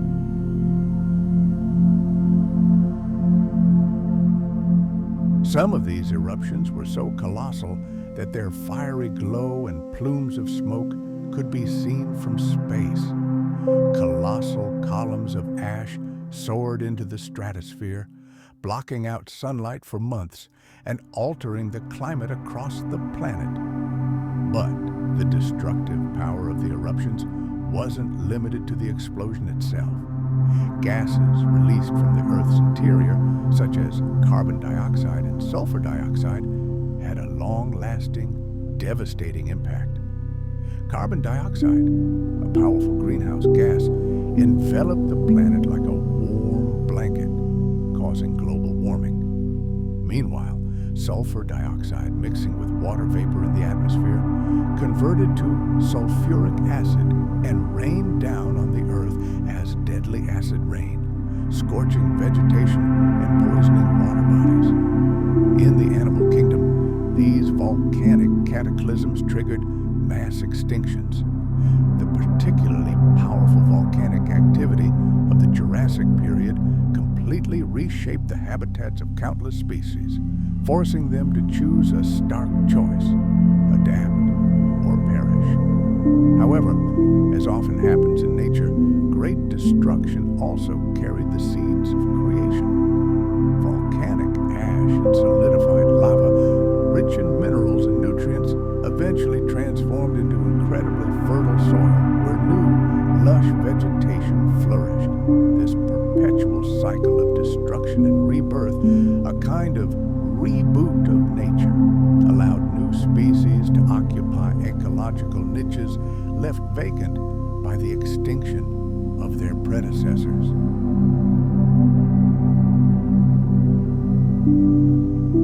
Some creatures were able to adapt to the new harsh conditions, while others, unable to keep up with the rapid changes, disappeared from the pages of history forever.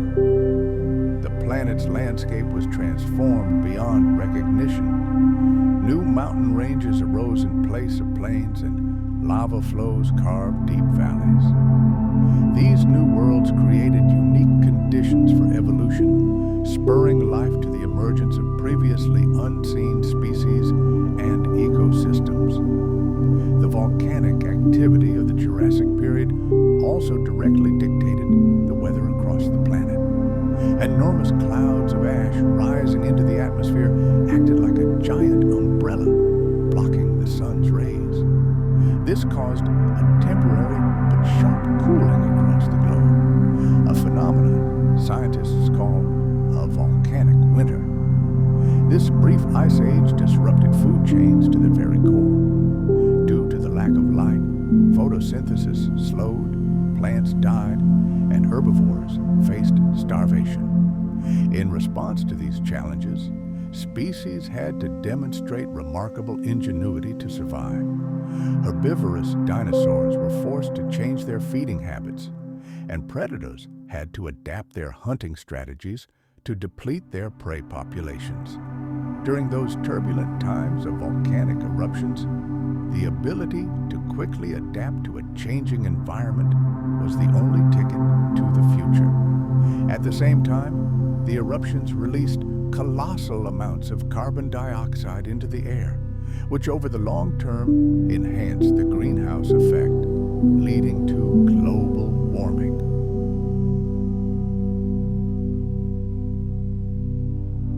This led to more global and long-term climate shifts toward warming. Picture this scene: a scorching planet where the air is saturated with warmth and the soil, generously sprinkled with mineral-rich volcanic ash, becomes a cradle for new life. It was under these conditions that a veritable explosion of plant life began during the Jurassic period. Ancient ferns, giant horsetails, and colossal conifers took over the landscape, transforming it into a boundless green ocean. This lush world became an inexhaustible food source for herbivorous dinosaurs, which, in turn, allowed the predators that hunted them to thrive. Plants greedily absorbed nutrients from the volcanic soil, expanding at an incredible rate. This created ideal conditions for the growth of populations of giant herbivorous lizards, which served as the primary prey for carnivorous dinosaurs. Thus, thanks to the fire from the bowels of the earth, a chain reaction was launched that led to a colossal increase in the number of all inhabitants of this era. But the influence of volcanoes wasn't limited to land. Their fiery breath also transformed the face of ancient oceans. Massive emissions of sulfur gases and the release of minerals from entire periods of the periodic table into the water radically altered the chemical composition of the seas. This posed a true challenge for marine ecosystems. Powerful marine reptiles such as ichthyosaurs and plesiosaurs faced a choice: adapt or perish.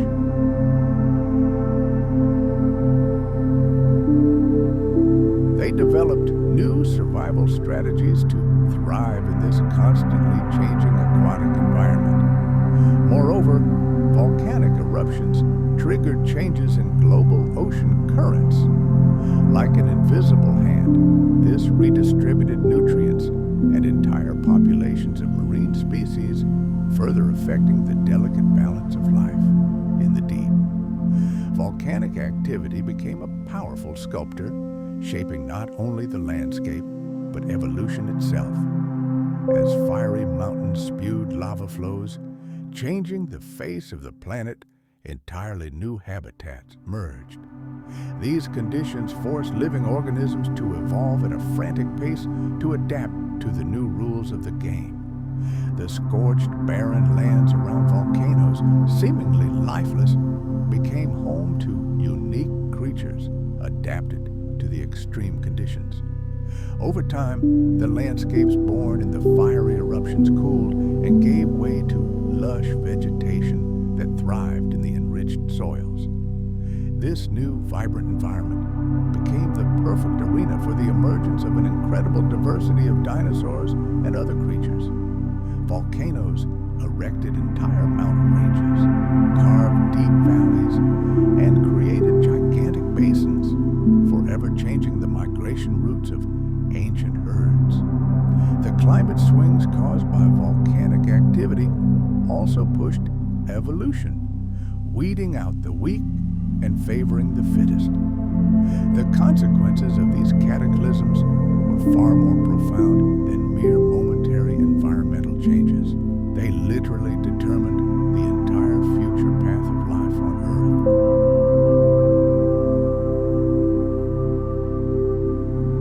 Those species that were able to adapt to the new climatic realities, survive volcanic winters, and adapt to a constantly changing world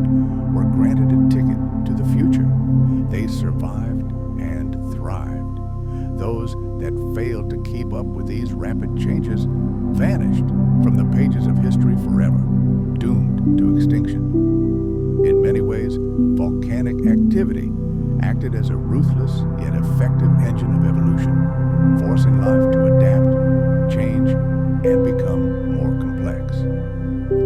During the Jurassic period, volcanic eruptions weren't simply acts of destruction. They acted as catalysts for global change, transforming the world and pushing evolution to new heights.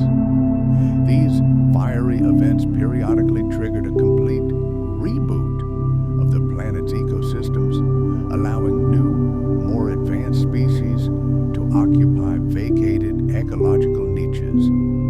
Gases escaping from the depths altered the composition of the atmosphere, leading to global climate shifts that affected all life, from land dwellers to the inhabitants of the ocean depths. Fertile soils from volcanic ash gave rise to new plant life, which in turn created a food supply for giant herbivores and consequently for predators at the top of the food chain. Thus, volcanic activity became a key actor in the grand drama of life's development on our planet. And the echoes of those changes that occurred during the Jurassic period can still be observed today.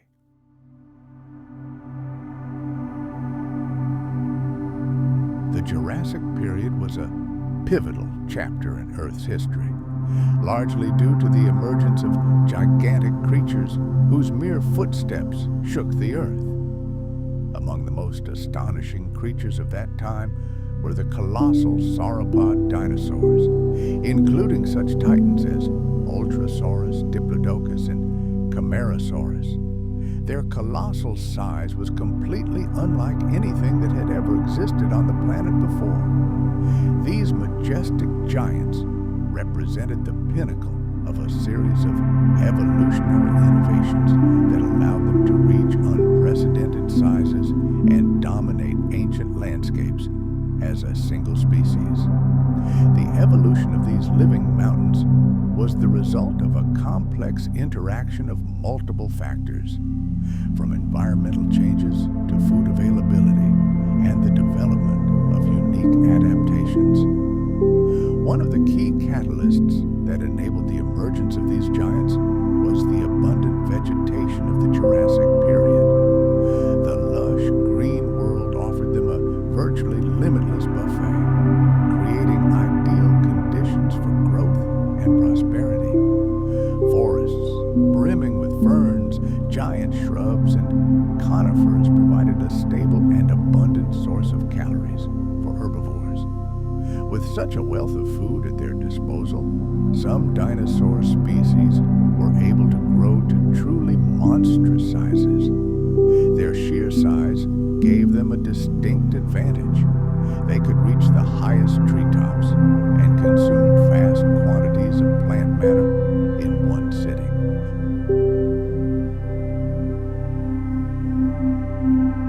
To support their colossal bodies, these dinosaurs, known as sauropods, developed several astonishing evolutionary traits. One of the most important was their incredible metabolic efficiency.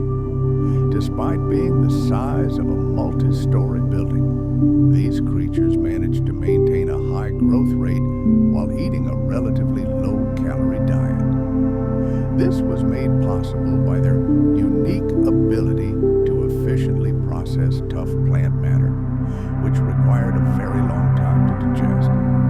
Their digestive system resembled a vast fermentation vat, allowing them to extract maximum nutrients from every ingested branch. This is what provided their massive bodies with the energy they needed to survive. Their gigantic size, of course, also impacted their internal structure. The hearts of these giants must have been incredibly powerful pumps to pump blood through their long, crane-like necks and massive bodies.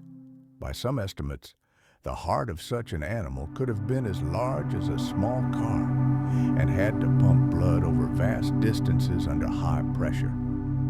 The complexity of their circulatory system was vital to deliver oxygen and nutrients to every cell in the body, especially given the colossal distance from the heart to the head, or tip of the tail. There's even a theory that the heart in some species was positioned closer to the head to facilitate this Herculean task.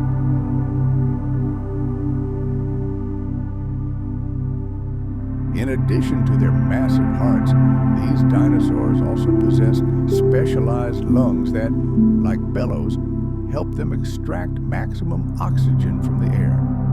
Their long tubular bodies required an extremely efficient respiratory system capable of maintaining a high metabolic rate.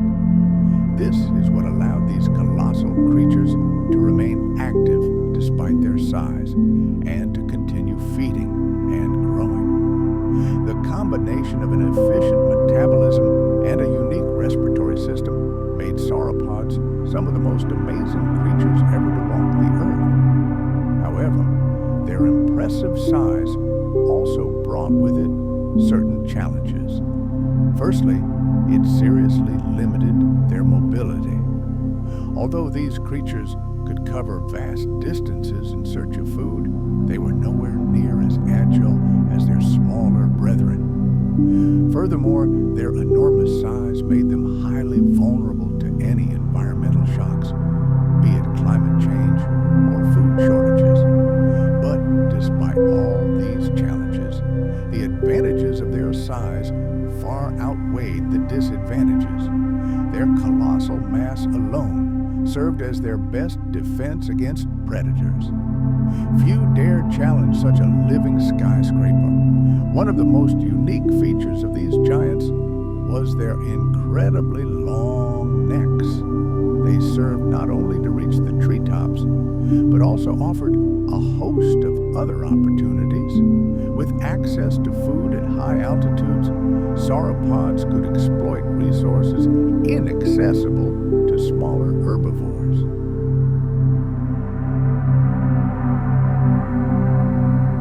This allowed them to occupy a unique niche in the ecosystem, closed to all others.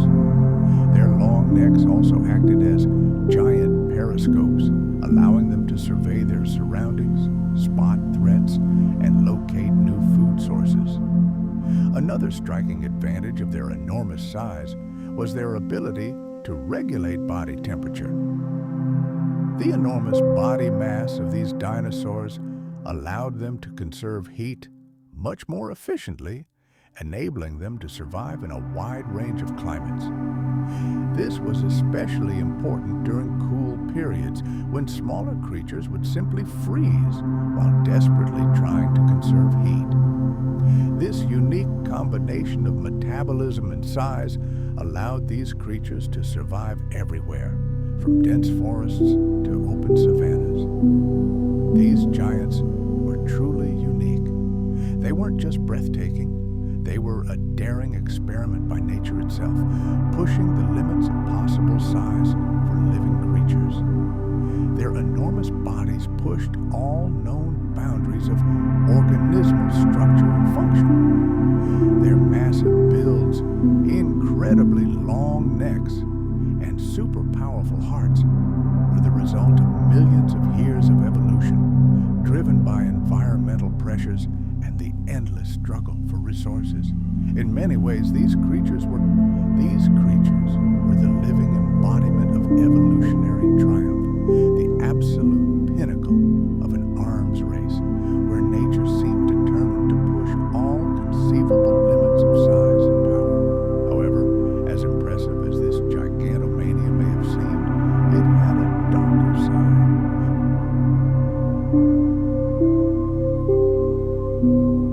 Their colossal size made them unwieldy, slow-moving targets, utterly defenseless against the vagaries of a changing world. Picture this. The planet's climate is slowly but inexorably changing. The Jurassic period is ending, and the world is beginning to cool. It is believed that this cooling spelled the death knell for some of these titanic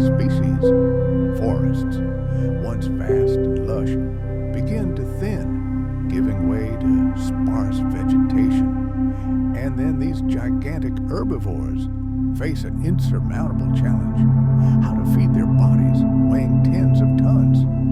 Their incredible size, once their greatest asset in the struggle for survival, has now become a curse, a death trap, in a world where food is becoming increasingly scarce.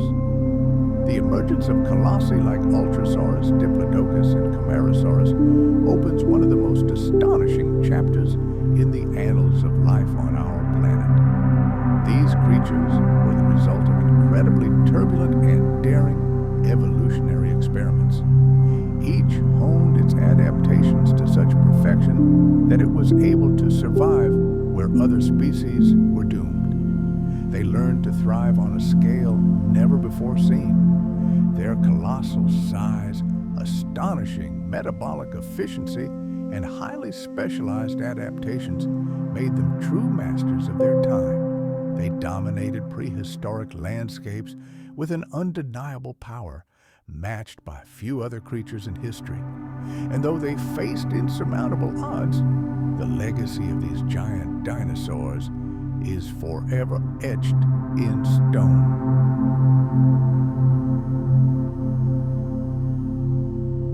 The fossil record opens a window into that distant era when life on Earth was larger, more bizarre, and more majestic than we can imagine. Their incredible size may have been the most daring experiment nature has ever undertaken. But this risky, ambitious endeavor paid off. It allowed these creatures to reign supreme on the planet for millions of years. Only new, even more severe environmental challenges ultimately led to their decline and complete extinction. The story of these giants is a true triumph of evolution, a shining example of nature's ability to break conventions, push the boundaries of possibility, and discover entirely new horizons.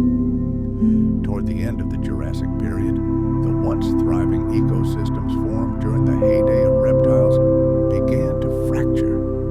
The world was entering a period of profound transformation. Slowly, but inexorably, the planet was moving toward an entirely new era.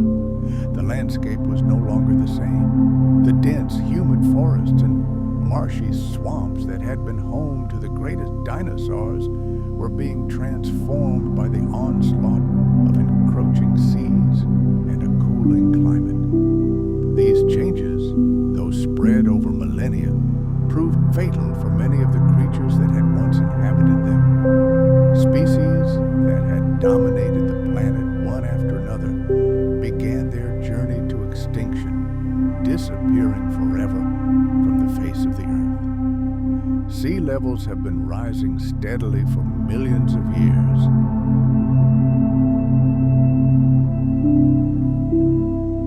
Global warming melted the polar ice caps.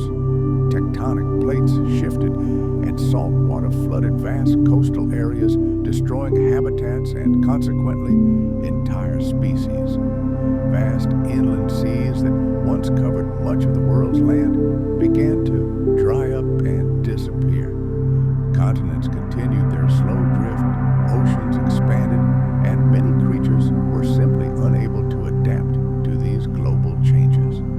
Forests, where the largest herbivores in history once grazed, began to shrink rapidly. Ecosystems that had once teemed with life and supported giant sauropods and powerful predators now suffered a profound crisis. Species unable to adapt to the new rules of the game suffered catastrophic population declines, ultimately leading to their complete extinction. At the same time, the climate was changing. The warm, almost tropical paradise of the Jurassic period began to cool slowly but surely. Temperatures dropped, and the stifling, humid jungles retreated, giving way to cooler, more open spaces. At a time when the planet seemed to be experiencing its peak biodiversity, the climate began to shift toward greater aridity. This change had a colossal impact on the flora and fauna of the time. Many plant species, the main food source for giant herbivores, became increasingly rare as the world grew colder and drier. And those plants that managed to adapt to the new, harsher conditions proved completely unsuitable as food for the colossi that once roamed these lands.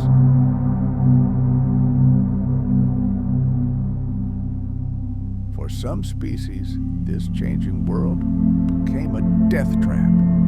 The herbivorous giants found themselves in dire straits, struggling to find enough calories to sustain their massive bodies.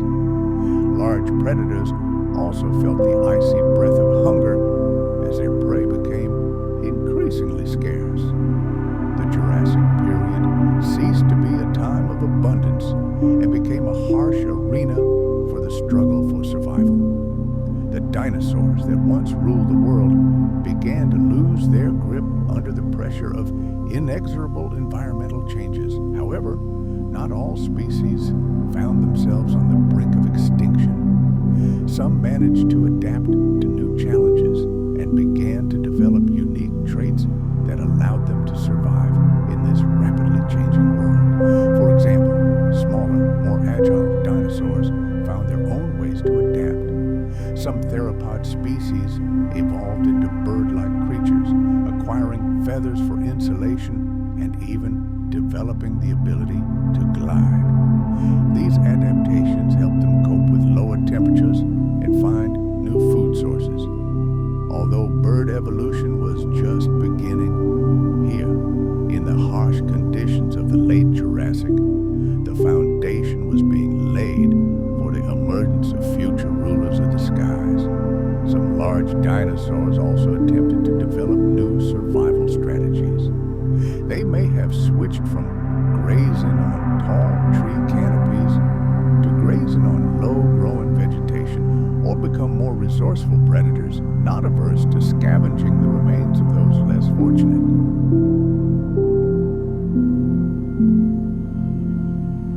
But despite all their attempts to adapt, many species were unable to withstand the impending catastrophe. The end of the Jurassic period marked the extinction of several legendary dinosaur dynasties. But this was not just a time of decline. It was an era of great transformations when new species emerged from the ashes of the old world. The end of the Jurassic marked the beginning of the Cretaceous, a new era in which entirely new creatures would emerge to occupy the ecological niches left vacant by the extinction of their predecessors. And the first rulers of the New World had already made their presence known. The early ancestors of giant marine reptiles, such as mosasaurs, emerged from the seas. The Cretaceous period is an era filled with amazing creatures, from long-necked plesiosaurs to the first true flowering plants. It was a time of change not only for dinosaurs, but for all life on Earth. The transition from the Jurassic to the Cretaceous marked the beginning of a new era of predation. Great Jurassic hunters like Allosaurus and Ceratosaurus gave way to the far more formidable Tyrannosaurus rex and other Cretaceous apex predators. The landscape, once dominated by long-necked giants and armored herbivores, now became home to new creatures with entirely different survival strategies.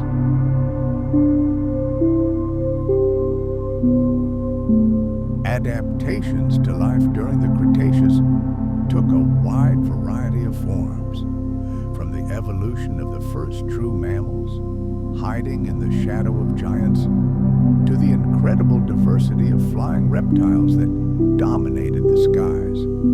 However, the transition to the Cretaceous period was not smooth. New, even more severe trials awaited the dinosaurs.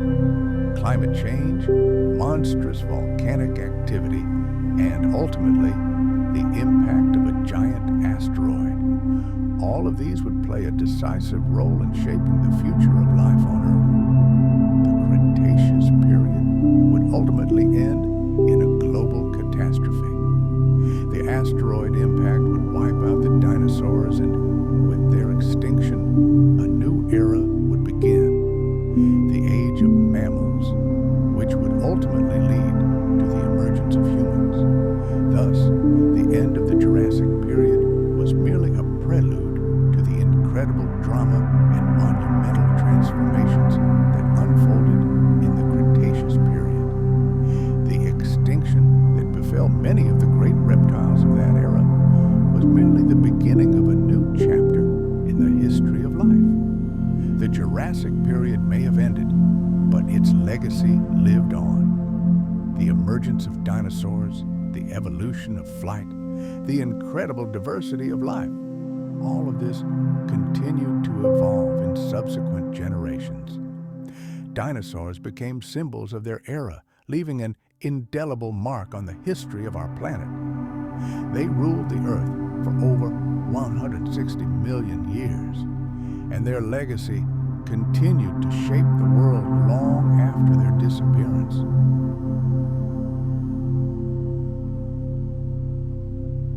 The end of the Jurassic was not just a time of loss, but also an era of great change.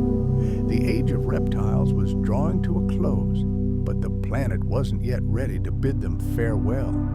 The Cretaceous period was upon us, bringing new kings and new challenges, setting the stage for one of the most dramatic events in the history of life on Earth. Imagine this arsenal, claws curved like sickles, designed not just for walking, but for one purpose: grasping and holding prey. They bit into flesh, squeezing and tearing, leaving no chance for escape. But these predators were just one branch on the mighty dinosaur tree. From other lines of this family tree, equally astonishing creatures emerged. Let's fast forward to the sauropodomorphs, the ancestors of the lizard-hipped giants, destined one day to evolve into the colossal sauropods with their incredibly long necks. But at that early stage of their evolution, they looked different. They were bipedal creatures with relatively short necks, but already armed with powerful jaws.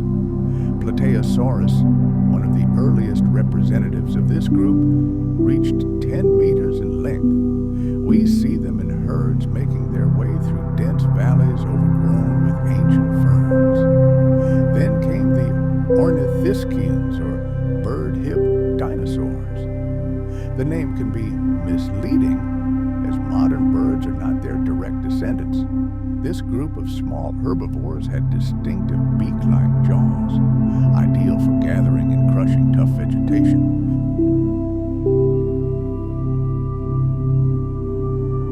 Lesothosaurus and Heterodontosaurus were early representatives of this lineage, shy and incredibly fast creatures always on guard, as predators could lurk behind every rock. These three great lineages, predatory theropods, future giant sauropods, and herbivorous ornithopods, represented the astonishing diversity of creatures that inhabited the Earth during that era.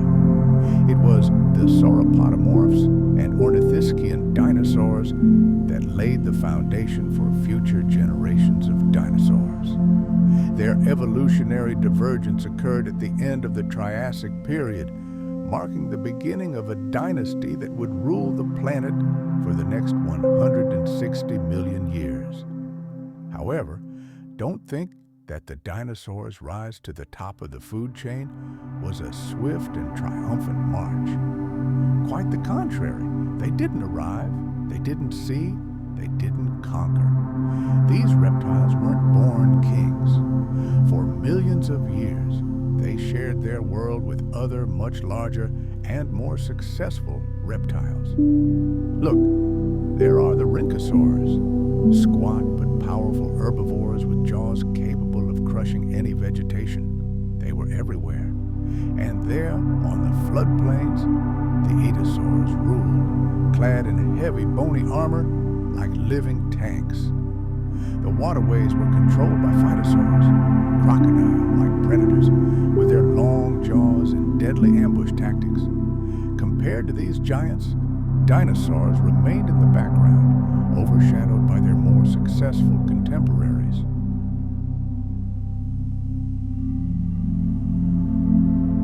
They inhabited the outskirts, the hillsides, occupying modest niches, small predators, agile scavengers, and small herbivores.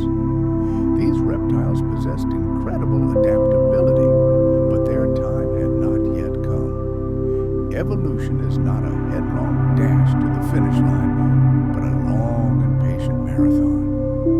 The traits that would one day make them masters of the world, a unique skeletal structure, an efficient respiratory system, and rapid growth, were already embedded in their genes.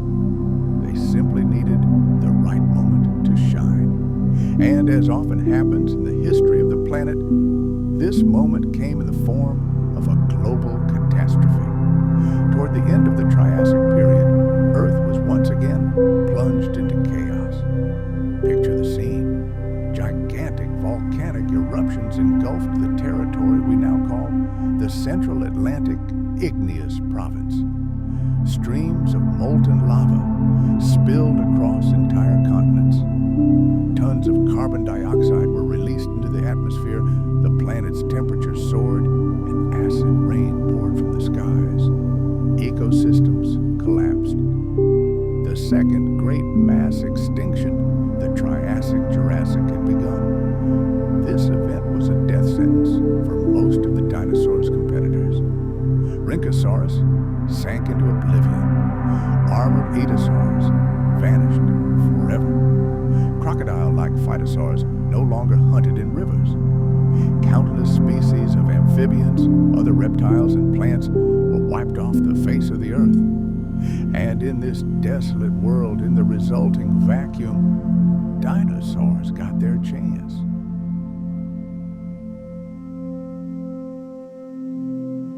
They began to occupy niches that had never been available to them before. Only the fastest, the most agile, and the most efficient survived. Those who could travel great distances in search of food and exploit the most diverse sources. Their lungs, similar in structure to those of modern birds, allowed them to thrive even in low-oxygen atmospheres. Their ability to lay hard-shelled eggs on the dry ground protected their offspring from desiccation. Thus, from minor players, they became leading contenders for the throne. In the wake of mass extinction, evolution favored the most resilient, and dinosaurs were ready for the challenge. Their numbers began to grow explosively. They spread to every corner of the rupturing Pangea. Where once they had been confined to certain regions, they now inhabited forests, plains, deserts, and coastal cliffs. Their sizes began to change, their forms became increasingly diverse, and their diets increasingly specialized. Some stood on all fours, others continued to scurry swiftly on two legs, and still others developed robust armor. Some sprouted horns from their heads, and some became covered in feathers, and yet they remained inextricably linked to their habitat. Let's return to their humble Triassic origins. Every giant that has ever shaken the earth with its tread once resembled Eoraptor, small, swift, and almost silent.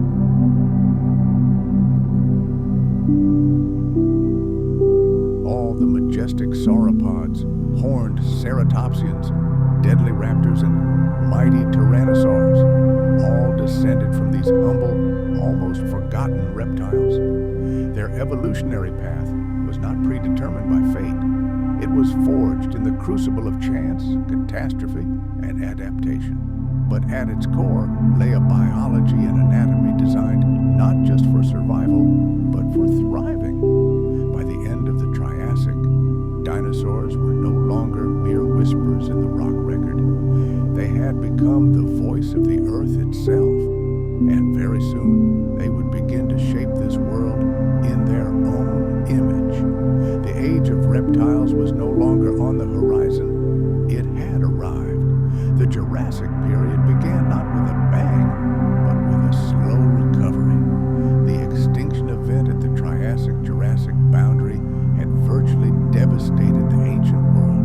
and nature began to rechart a course for life on the planet. Volcanoes subsided, the skies cleared, and forests returned to the parched land. Rivers filled once more, carving a path through soft soil and nourishing verdant valleys. Where once there had been emptiness, evolution began to creating new creatures, new survival strategies, and new giants. Among them were the sauropods. They emerged from the quiet corners of the late Triassic, where they had already begun their journey to greatness. Their small bipedal ancestors, like Plateosaurus, were only a hint of what lay ahead.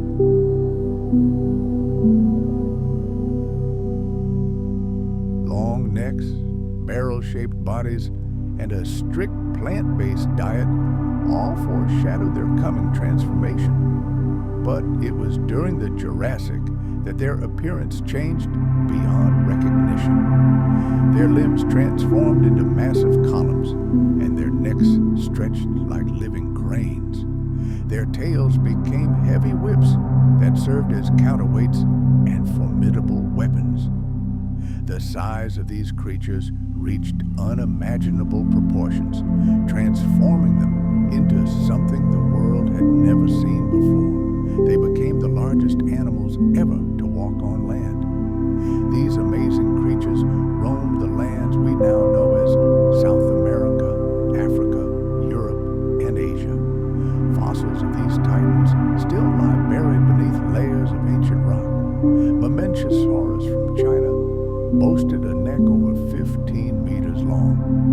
Diplodocus from North America was longer than a modern city bus. And Apatosaurus, with its powerful jaws and colossal build, was the living embodiment of a thunderstorm. Later, the mighty Brachiosaurus entered the scene, towering over the forest like a walking mountain. Its front legs were longer than its hind legs, allowing it to hold its head high above the treetops. Being so massive wasn't easy, but it offered colossal advantages. The sheer size of sauropods made them almost completely invulnerable. Few predators dared attack a fully grown giant. Their incredible height allowed them to reach treetops and vegetation inaccessible to other herbivores.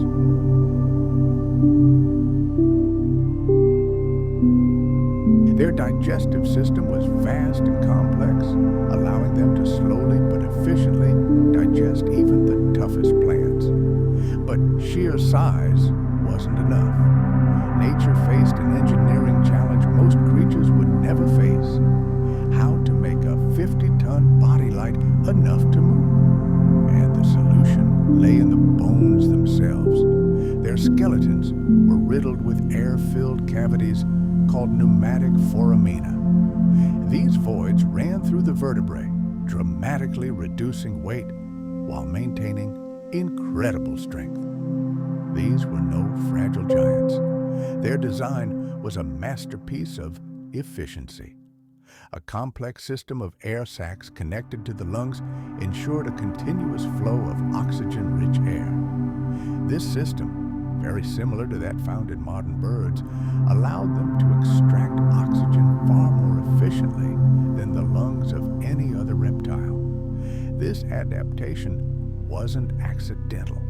It was vital, because sauropods weren't just big. They lived in a world that required them to constantly move. They roamed tirelessly in search of food, water, and mates. A body weighing over 50 tons had to be as light as possible. Every kilogram counted, every step counted. Their hearts had to beat incredibly hard to pump blood the several meters from the rib cage to the brain. Sauropod necks were marvels of engineering, astonishingly flexible, composed of numerous vertebrae and supported by powerful ligaments. Their brains, though tiny compared to their body size, were no obstacle. Instinct and anatomy did most of the work.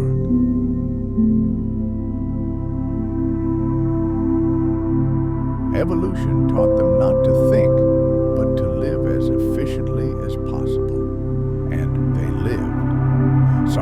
once moved in huge herds, sometimes numbering several dozen individuals. Fossilized tracks left millions of years ago attest to their synchronized movement. The young always walked in the center of the herd, protected by the adult giants on either side. This was their defense strategy. These creatures lived in communities where new generations were born and raised within the herd. Sheep-sized babies hatched from eggs laid in shallow nests. But from birth, they began growing at an incredible rate. Growth rings on their bones show that many sauropods reached adult size in just a couple of decades. This was an extraordinary feat for such enormous creatures, and they continued to grow throughout their lives. When new forests grew, they followed. When the landscape of the floodplain shifted, they adapted. Their peg-like teeth were designed not for chewing, but for ripping off entire branches and swallowing them whole. Then the stones in their stomachs, known as gastroliths, like millstones, helped grind the food from the inside out. Digestion was a long but continuous process. These creatures were like giant biological furnaces, forever feeding, forever moving, forever changing the ecosystems around them. For when sauropods walked, the earth felt it. Their footsteps shook the soil. Their appetites shaped forest landscapes, and their migratory routes carved continents.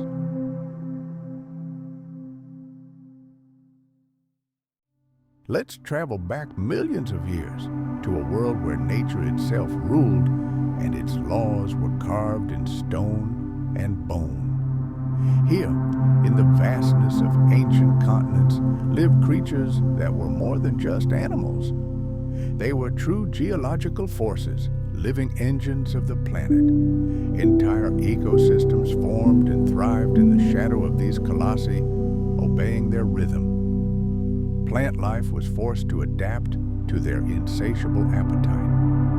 Where herds of sauropods passed, flora learned to grow at incredible speeds to recover from the devastating feast of these walking mountains. They left behind a transformed landscape, vast clearings, generously fertilized by their waste, in which the seeds of new life were already sprouting. One might say they were the great gardeners of the Jurassic period. Their very presence altered the face of the land, and in doing so, they unwittingly shaped the future. However, these giants did not exist in a vacuum. A shadow always followed in their wake, the shadow of a predator. A bipedal theropod the size of an allosaurus prowled the edges of the herd, its predatory gaze searching for easy prey, the weak, the elderly, or unwary young. These hunters were the embodiment of strength, speed, and deadly efficiency.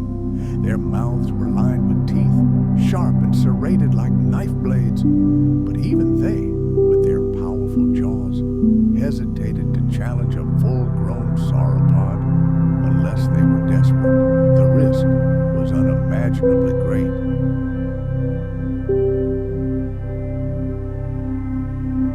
A single blow from a massive whip-like tail could shatter the attacker's bones, and a single step from a colossal foot could instantly end the hunt and the predator's life.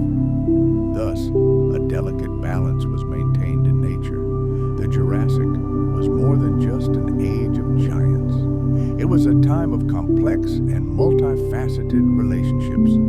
Predator and prey, the forest and its consumers, birth and death, all were part of a single, grandiose mechanism. Even the skies were changing. We see small feathered theropods beginning to take their first leaps, then glide, and finally flap their wings. However, the air had already been conquered by early pterosaurs, soaring and diving across the ancient skies. Marine reptiles reigned in the ocean depths, but on land, in the forests and plains, the sauropods, were the undisputed masters. By our human standards, they had no language, no tools, no cities. But intelligence isn't the only guarantee of dominance. Sometimes the key to survival and dominance lies in sheer size, and in this, no other land creature could match them. Even today, millions of years later, we see echoes of their majesty, frozen in time. A powerful neck, a colossal torso, and an elegant sweeping tail. These silhouettes defined the entire Jurassic era. Their fossilized bones still lie buried beneath hills and in the desert sands.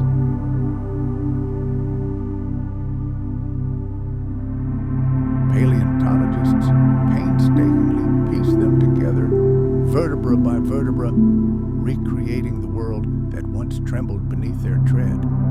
And though they are long gone, the earth remembers them. In every rumble of thunder, in every tremor of the ground, in the low rumble we sometimes hear in our dreams. The giants of the Jurassic live on in our imagination. They have become legend, eternal proof that life, if given free rein, can reach truly incredible proportions. They are the very embodiment of the weight and power of life. During this era of the Jurassic, the world was filled with harmony and vitality. Herds of herbivorous titans roamed the land, and the skies teemed with winged lizards. However, despite this lush landscape, there were also those who lived by the law of fang and claw, predators. From the very first days of the Jurassic, predation became the driving force that shaped ecosystems and established fundamental rules of the game that persisted for millions of years. Evolution isn't a flash of lightning. It's a slow but inexorable process, unfolding over vast periods of time. For Jurassic predators, this meant a gradual refinement of their hunting instincts and abilities, transforming them from small, agile opportunists into true kings of the hunt. As early as the end of the late Triassic, the first true meat-eating dinosaurs emerged. Creatures like Calophysis, small and swift, hunted cooperatively.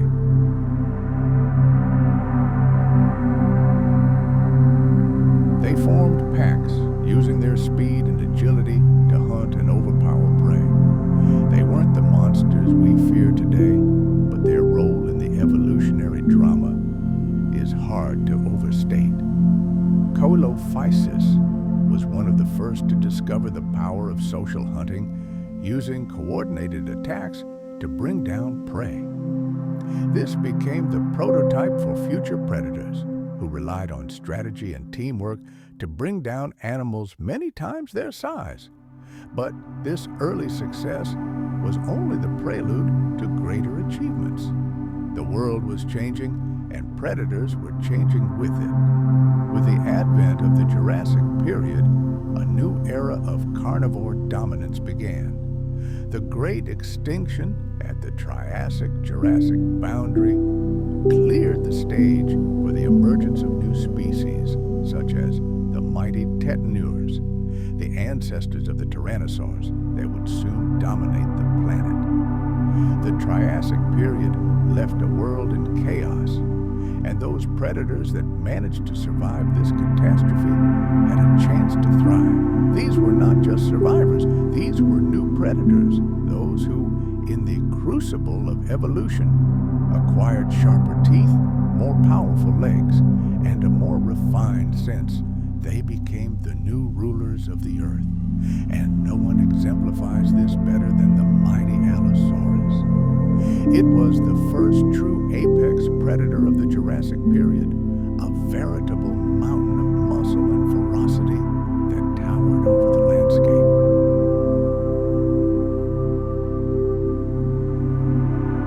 Its body was perfectly designed for strength and speed, allowing it to knock down prey in a single, swift, devastating attack.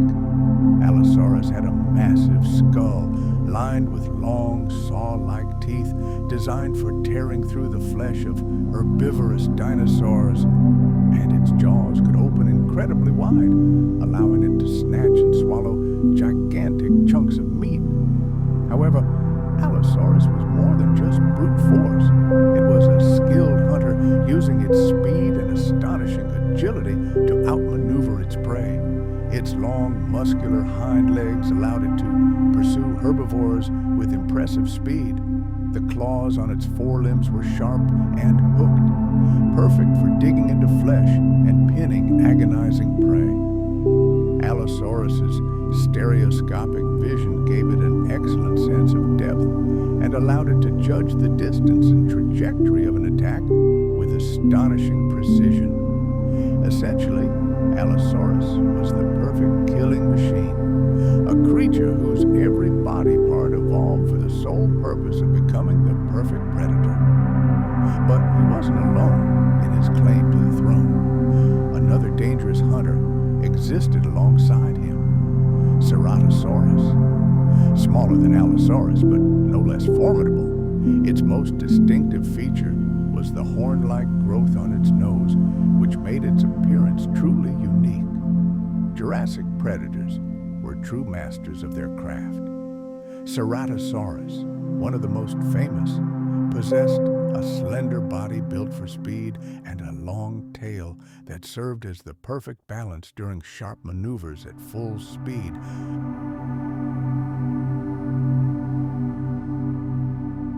Its deadly teeth, capable of slicing through thick hide, were complemented by an excellent sense of smell, allowing it to scent prey from afar. Ceratosaurus hunted just as effectively as Allosaurus, relying on a combination of speed, strength, and natural cunning to outmaneuver and overcome its prey. But, like all great predators of that era, Ceratosaurus was more than just a collection of deadly traits. It was part of something much larger, a world in which predators didn't simply coexist with herbivores, but shaped and controlled the very ecosystem. The role of predators goes far beyond simply satisfying hunger. They not only provide themselves with food, but also maintain the very balance of life. By hunting herbivores, they regulate their populations, preventing them from multiplying to the point of wiping out all vegetation. Without predators, the plant world would become defenseless prey, unable to withstand countless hordes of hungry mouths. Life would begin to disappear at an alarming rate, and other creatures dependent on this flora would lose their food sources. Predators not only maintain balance in the ecosystem, but also serve as its caretakers. They hunt the sick, weak, and old, thereby maintaining the health of their prey population. This ruthless selection ensures that only the strongest and fittest survive and reproduce. During the Jurassic, predators were the dominant force. Lacking natural enemies, they firmly occupied the top of the food chain.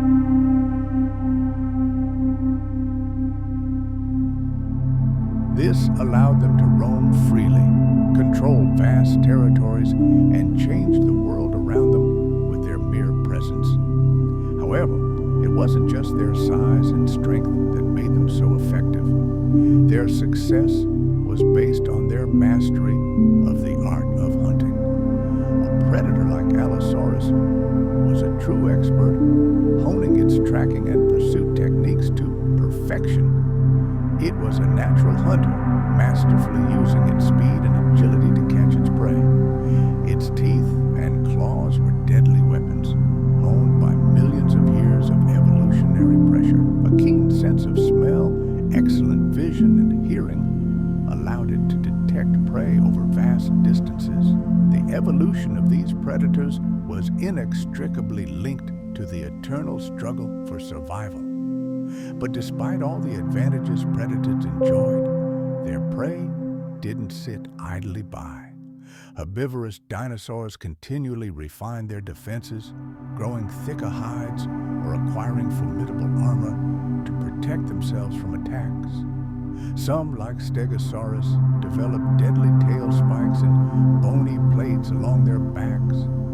Others, like Ankylosaurus, evolved into living tanks with armored bodies and powerful club-like tails. For many herbivores, speed became their main salvation. To avoid claws and teeth, they became ever faster and more agile. However, despite all their tricks, predators were always one step ahead.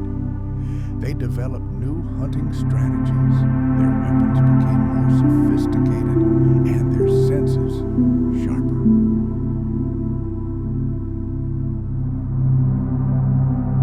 Herbivores found it increasingly difficult to escape pursuit. In turn, predators, by hunting, influenced the evolution of herbivores, forcing them to become increasingly specialized and protected. The confrontation between predator and prey turned into an endless arms race in which the strongest survived. The eternal battle between predators and their prey was the very engine that drove both sides to constantly improve, inventing ever more cunning and deadly means of survival. But behind all these fangs, claws, and protective plates lay something much deeper, something fundamental, which was the essence of this endless arms race. Fast forward to the Jurassic period. The predators here weren't simply killing machines driven by raw instinct. No, they were the living embodiment of a powerful evolutionary force that had shaped and shaped absolutely every aspect of life on the planet for centuries. They were an integral part of nature's grand design. These ancient hunters didn't simply cling to existence, they thrived, achieving incredible power in their era. Their unrivaled dominance was the culmination of millions of years of evolutionary calibration, a process that honed their hunting talents to absolute perfection. Allosaurus, Ceratosaurus, and their ferocious relatives were more than just animals. Think of them as true forces of nature, literally sculpting the prehistoric landscape with their own rules, holding the entire food chain in an iron grip.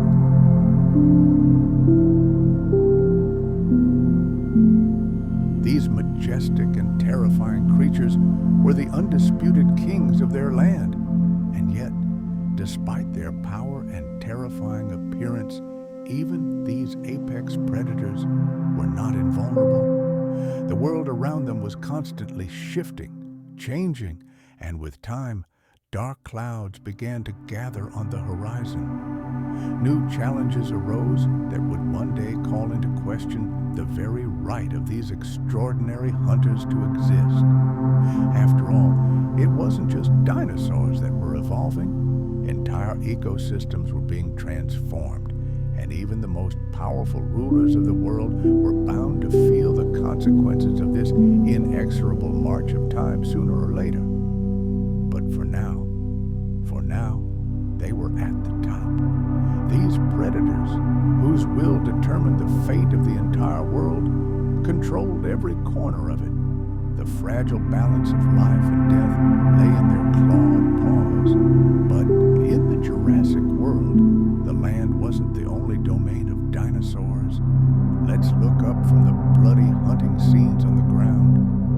The skies that stretched above the prehistoric world were the domain of an entirely different group of creatures, those destined to reinvent the very concept of freedom. While giant lizards reigned supreme on land, the air was the undisputed domain of pterosaurs, the first vertebrates to dare defy gravity.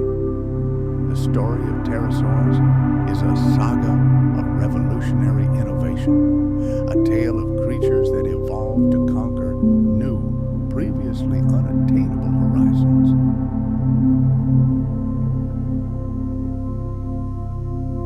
Their wings bore no resemblance to those of modern birds or bats. They were a true mark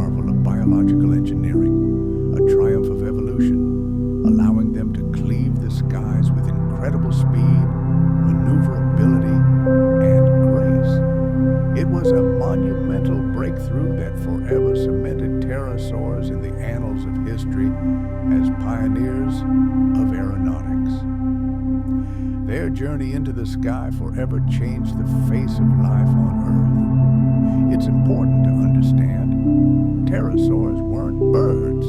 They belonged to the reptilian class and were far more closely related to dinosaurs than to any modern flying animals. Their ancestors were archosaurs, the same renowned group that gave the world the mighty dinosaurs. But unlike their land-dwelling cousins, pterosaurs relied on the sky. Their main weapon and salvation were their wings, a membrane of skin stretched between an incredibly elongated fourth finger and their body. Flight is an astonishing, almost magical achievement, perfected by nature through millions of years of trial and error. For pterosaurs, this long journey into the sky began with one simple yet vital goal: to evade predators, find food where others couldn't, or simply explore new territories in search of a better life.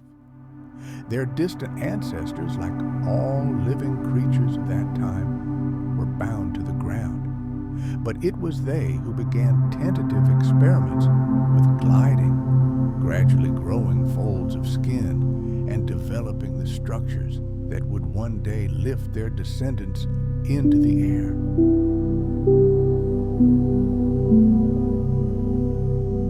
Initially, their wings weren't designed for powerful flapping flight.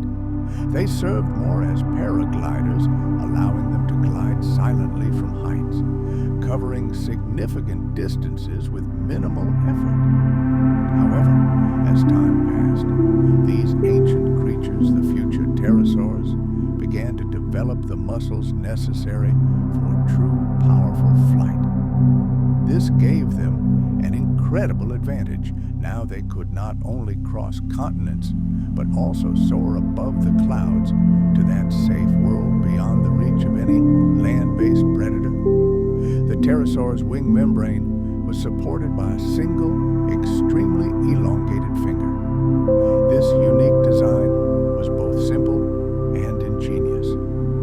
The fourth finger, hypertrophied and elongated, served as a strong support for a thin but strong leathery membrane that caught air currents, allowing the pterosaur to maneuver, glide, and soar. A wing structure similar to this is not found in any modern animal. It was a truly unique engineering solution to the problem of flight. Unlike birds and bats, which use their entire hand to fly, pterosaurs used only part of it. This allowed them to maintain remarkable maneuverability and efficiency in the air. This single extended finger bore the brunt of the weight, supporting most of the wing. It was this design that allowed them to develop enormous, powerful wings capable of lifting even the most massive bodies into the air. The diversity of pterosaurs is simply astounding.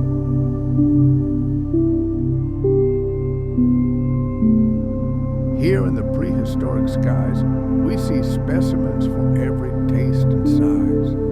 From tiny, nimble creatures that flitted between the trees like modern swallows, to true giants with wingspans exceeding 10 meters, the size of a small airplane, casting ominous shadows on the ground below. Some sported long, toothless beaks, ideal for snatching fish from the water. Others possessed powerful jaws lined with razor-sharp teeth, perfect tools for hunting other animals or scavenging carrion.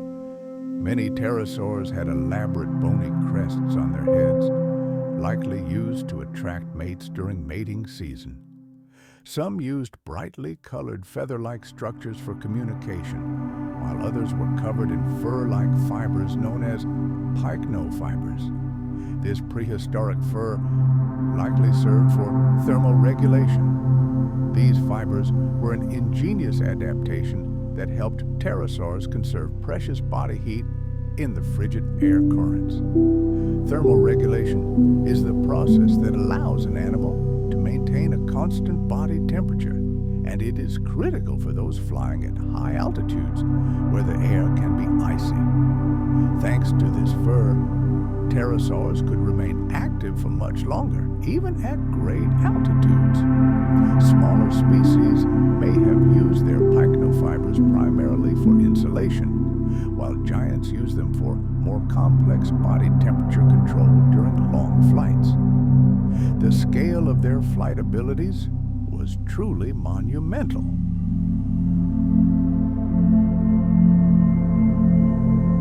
These winged reptiles could cover colossal distances, cruising across vast expanses in search of food or new territories. For larger species, this meant soaring for hours above the oceans, scouting for fish or unwary marine reptiles that might become their meal. Some pterosaurs, such as the long-beaked pterodostro, specialized in filtering plankton from the water with their palisaded teeth. Others, like the predatory pteranodon, were true aerial aces, diving at breakneck speed to snatch prey from the water with surgical precision. However, it wasn't just hunger that drove pterosaurs to the skies. It was freedom. The chance to peer beyond the horizon, explore new territories, escape the jaws of land monsters, and carve out their own niche in this overcrowded and dangerous world. Pterosaurs found refuge in the skies, where predators were less threatening. They could reach islands and cliffs inaccessible to other creatures. For the first time in evolutionary history, living organisms had found a way to conquer the air, and this opened up entirely new horizons for survival and prosperity. Pterosaurs' mastery of flight also allowed them to occupy new ecological niches. Flying over land, they could scout for food sources from above, inspect their territory for predators, and cover vast distances in search of mates.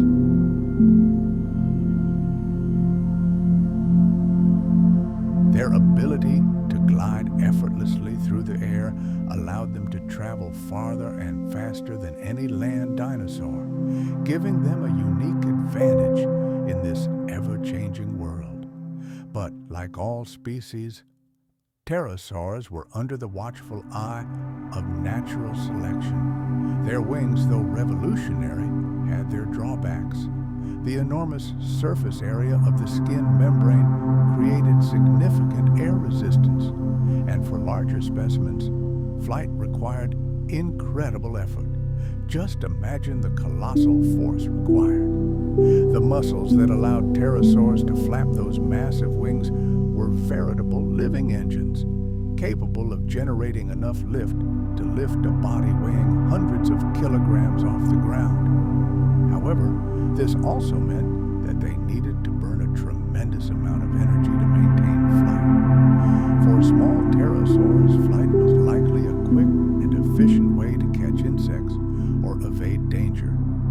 But for giants, takeoff alone likely represented a labor-intensive and energy-consuming process. The complexity of flight, combined with the constantly changing conditions on Earth, is what gave rise to such an incredible diversity of pterosaur species, each adapting to this amazing art in its own unique way. Some, like the small pterodactyls, were skilled gliders, capable of covering vast distances with minimal effort, riding rising air currents. Others, like the gigantic pteranodon, had wingspans so vast that they could remain aloft for hours, barely flapping their wings or needing to land.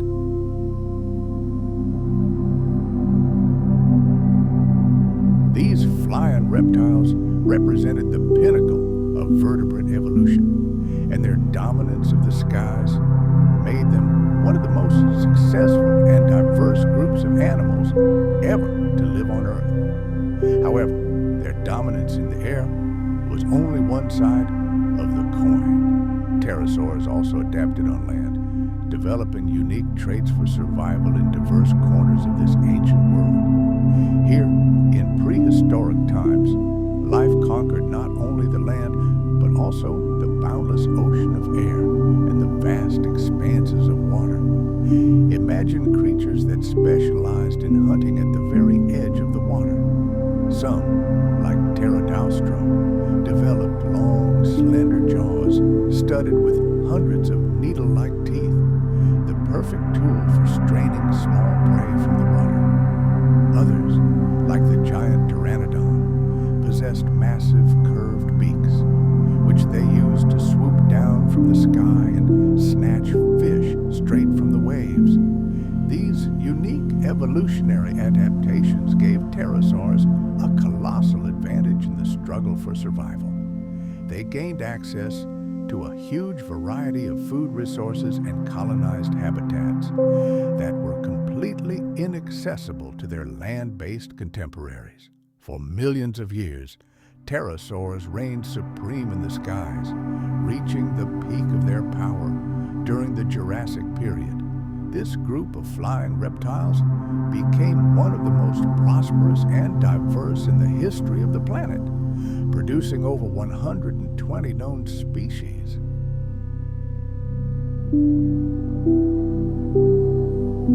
Their remarkable ability to adapt to a wide range of conditions, coupled with their unrivaled mastery of flight, allowed them to dominate virtually every ecosystem, from seacoasts to arid inland areas, from impenetrable jungles to sun-scorched deserts. In a world where colossal dinosaurs reigned supreme, the skies were the domain of pterosaurs, and their power was absolute. For millions of years, the skies remained under their complete control. However, as happens with any great dynasty, sooner or later, a time of change arrives, a time of new, deadly challenges.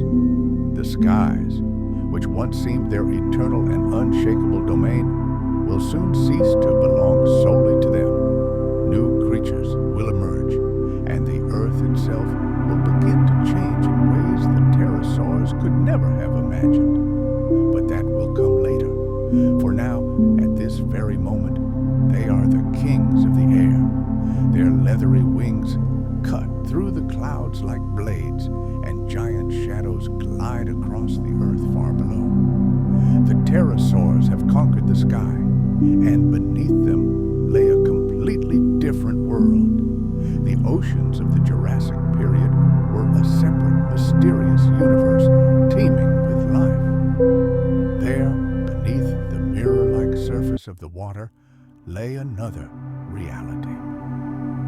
A completely different ecosystem flourished, where the laws of survival were dictated not by land, but by the boundless waters.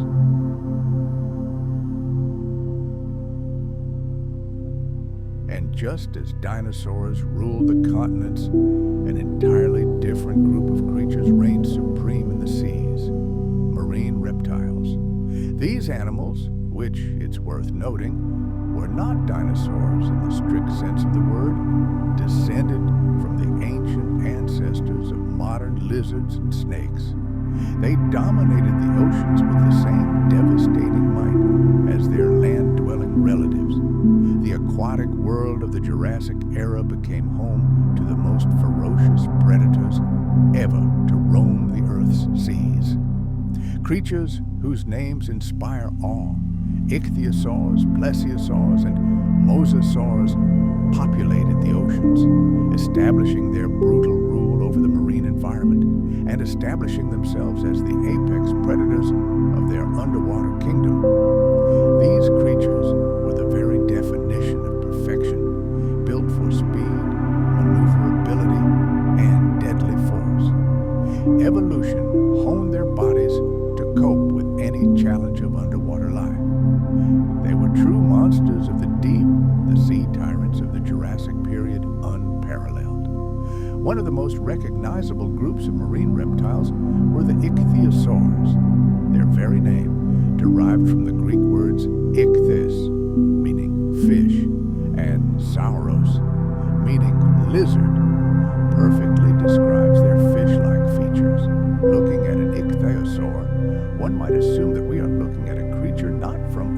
planet, but from another aquatic world. These lizards were the living embodiment of the perfect union of reptile and underwater diving machine.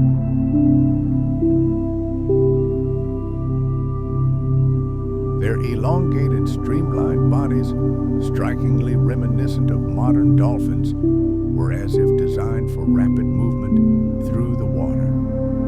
Ichthyosaurs possessed long, pointed jaws and incredibly powerful tails, which allowed them to reach truly cruising speeds. These creatures could easily cover vast distances patrolling the open ocean. Their bodies were flawlessly adapted to life in the deep sea. Whether chasing prey or escaping even larger predators, ichthyosaurs demonstrated remarkable agility. Their torpedo-shaped bodies allowed them to perform short sprints at speeds of up to 40 kilometers per hour. Their enormous tails acted like powerful propellers, and their feet evolved into wide, paddle-like flippers, ideal for maneuvering. This unique anatomy allowed them to tirelessly traverse the oceans in search of food. In those distant times when dinosaurs ruled the land, the deep sea belonged to these amazing creatures. Ichthyosaurs were masters of deep-sea hunting. These large marine reptiles were capable of diving hundreds of meters to stalk schools of fish and cephalopods. Their gigantic eyes, among the largest in the animal kingdom relative to their body size, were a superb hunting tool in the eternal gloom of the depths. They allowed them to detect the slightest glimmer of light and spot the movement of prey even in near total darkness.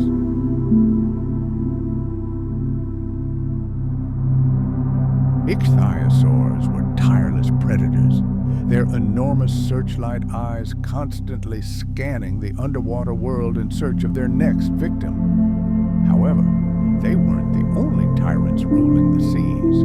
Alongside them, plesiosaurs plied the oceans, arguably some of the most famous marine reptiles of that era. Their incredibly long necks and powerful barrel-shaped bodies made them true icons of the prehistoric deep. Unlike the swift ichthyosaurs, plesiosaurs had shorter, more massive bodies, but compensated for this with graceful serpentine necks, giving them a truly unique appearance.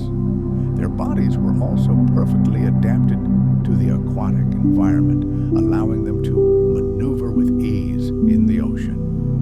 Plesiosaurs were entirely aquatic, propelling themselves with 4 enormous wing-like flippers.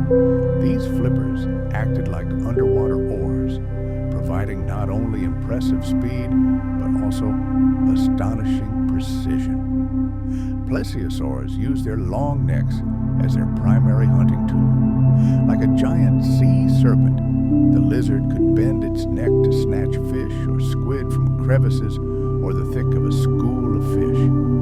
These necks were more than just ornamentation. They were highly effective tools, allowing them to hunt in a way no other marine predator could. The plesiosaur's neck gave it incredible reach and allowed it to strike its prey with lightning speed from a considerable distance.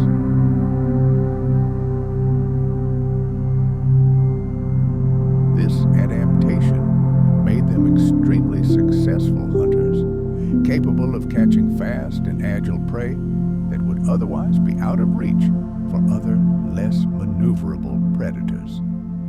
In addition to their unique necks, plesiosaurs possessed mouths full of large, needle-sharp teeth designed for one purpose: to grip slippery prey in a death grip. Their jaws could deliver crushing bites, leaving their prey no chance of escape. The oceans of the Jurassic period teemed with these fearsome marine reptiles, capable of striking quickly and with complete surprise.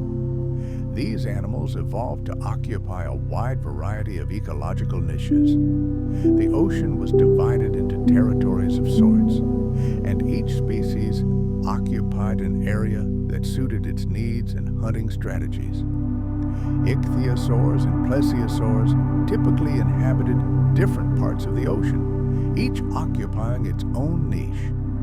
Ichthyosaurs, being faster and more agile, dominated open waters, where they could effectively pursue fast-moving prey.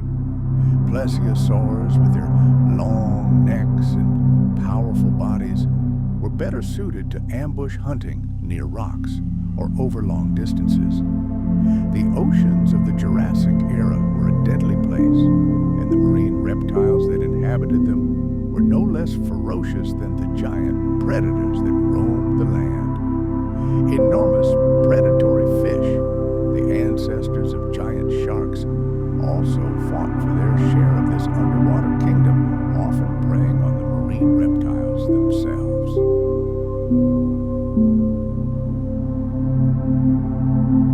Meanwhile, other reptiles, such as giant sea turtles and crocodilomorphs, preferred to stay in shallow waters, hunting smaller prey.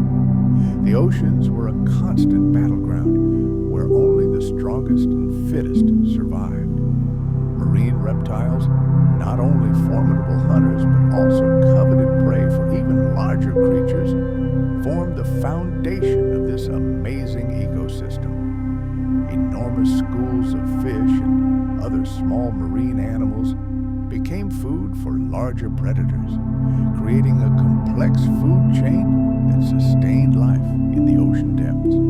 These animals constantly had to rely on speed, agility, and cunning to avoid becoming dinner for the giants patrolling the waters. Life for a marine reptile in the Jurassic period was a never-ending struggle for survival in this harsh and unforgiving world. Competition between marine reptiles was incredibly fierce, and the oceans themselves were forever changed by the presence of these apex predators. Ichthyosaurs and plesiosaurs fought not only for food, but also for territory in the teeming ocean. The world around them was constantly changing. New species emerged, while others disappeared without a trace. As the planet's climate shifted and new conditions arose, marine ecosystems also underwent colossal transformations. The changing environment forced marine reptiles to expand their ranges and face new challenges and opportunities for further evolution.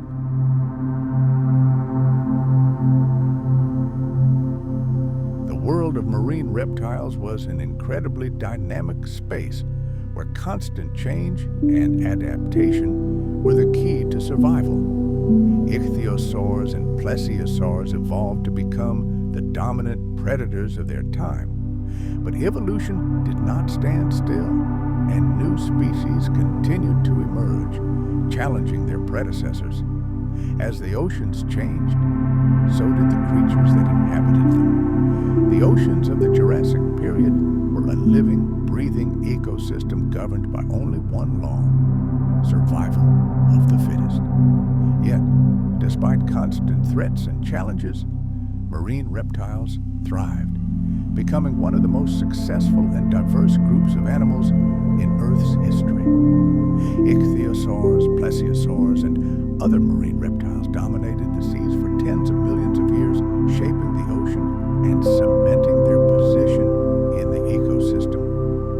Among the most fearsome creatures ever to walk the planet, the marine reptiles of the Jurassic period occupied a central place in ocean life. For eons, these incredible animals ruled the seas. However, like all great empires, their reign was inevitably destined to come to an end.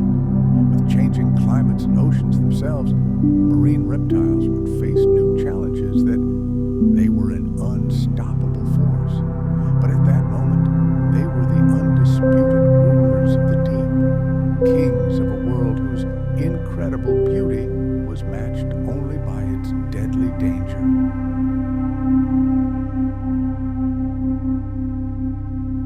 Let's travel to the Jurassic oceans, where marine reptiles offer a stunning example of how life can not only survive, but thrive in the most most hostile environments.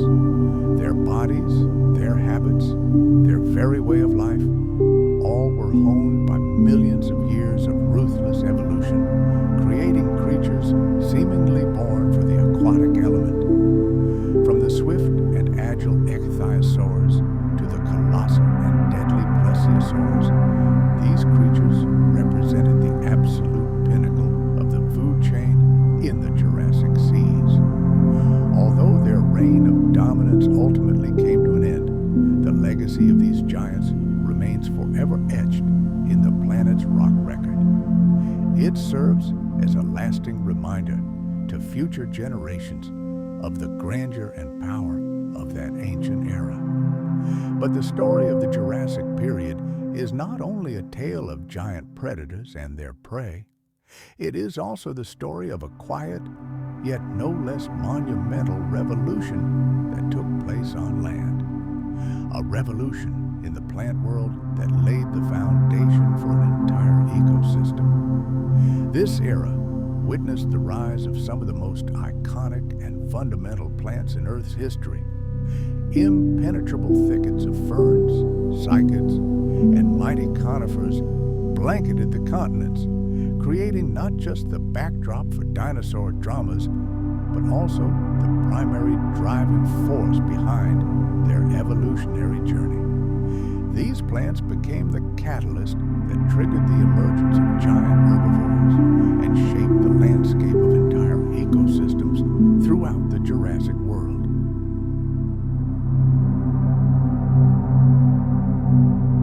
The Jurassic era was a time when the plant world underwent colossal transformations, making it truly unique in the geological history of our planet. These were evolutionary breakthroughs that would forever change the face of the Earth. Ferns, cycads, and conifers dominated the plant kingdom of that era. While they had appeared long before the first dinosaurs, it was only now that they began to evolve in entirely new and astonishing ways.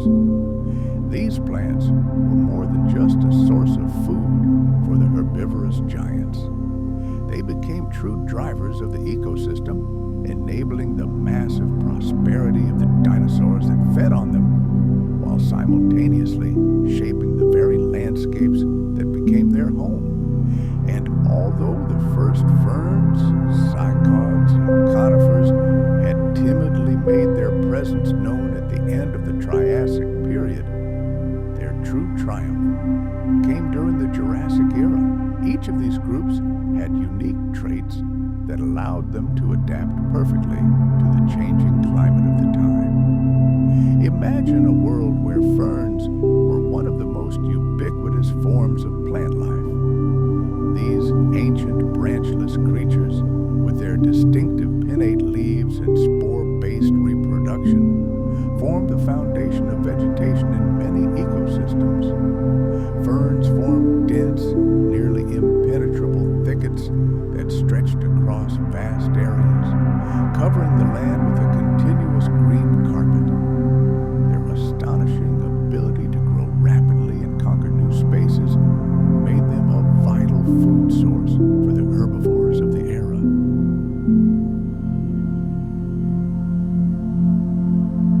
But that's not all. The dense foliage of ferns provided reliable shelter for countless smaller creatures, creating a complex and diverse habitat in the shady Jurassic forests. Another key group of plants of that time were cycads, or zygopalms. These large plants, similar to modern palms but far more rugged and ancient, had tough, leathery leaves vaguely reminiscent of ferns. They proved remarkably adapted to the hot and arid climate of the Jurassic period, and their fossils are often found in regions that were once dry and arid. Cycads were among the most interesting and unique plants of their era. They took a revolutionary step forward. They were among the first plants to produce seeds, significantly outpacing their ancestors, which reproduced by spores. And although cycads were outnumbered by ferns in some areas, they still played a crucial role in the plant world of the Jurassic period. These plants provided food for herbivores and helped stabilize the soil, preventing erosion in arid regions. But the true giants of their time, the most advanced group of plants of the Jurassic period, were the conifers. They included the first true trees, which reached colossal sizes and formed dense, dark forests, the very forests that would, millions of years later, become massive coal seams. Conifers were unique in that they reproduced by seed, a major evolutionary leap from the primitive spore-based reproduction of ferns.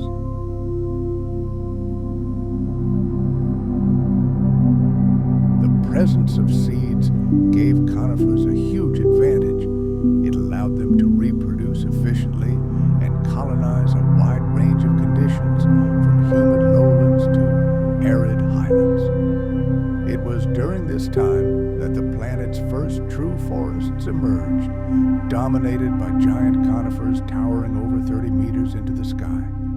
They rapidly spread across the globe. These ancient forests became home to countless plants and animals. The crowns of mighty conifers provided shelter for thousands of species, and beneath their canopy, a dense understory of ferns and cycads flourished, creating a complex, multi-layered ecosystem. These forests supported a huge diversity of herbivores, from small and agile dinosaurs to massive sauropods whose footsteps shook the earth.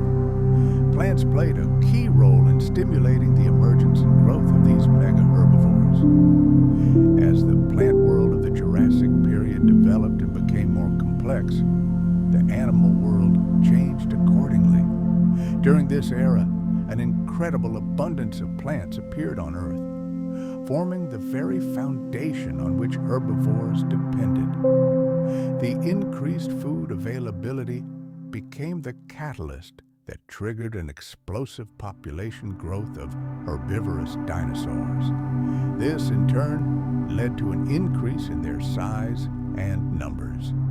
Thus, all the conditions were created for the emergence of some of the most colossal creatures ever to roam our planet. During the Jurassic, the relationship between plants and herbivores was a mutually beneficial one.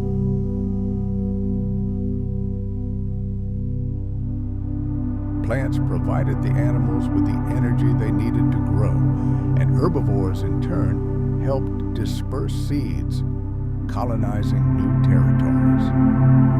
One of the main reasons for the emergence of giant herbivores during the Jurassic era was the incredible amount of plant biomass available to them. Dense stands of ferns, cycads, and coniferous forests provided a constant and reliable source of calories for herbivores throughout the era.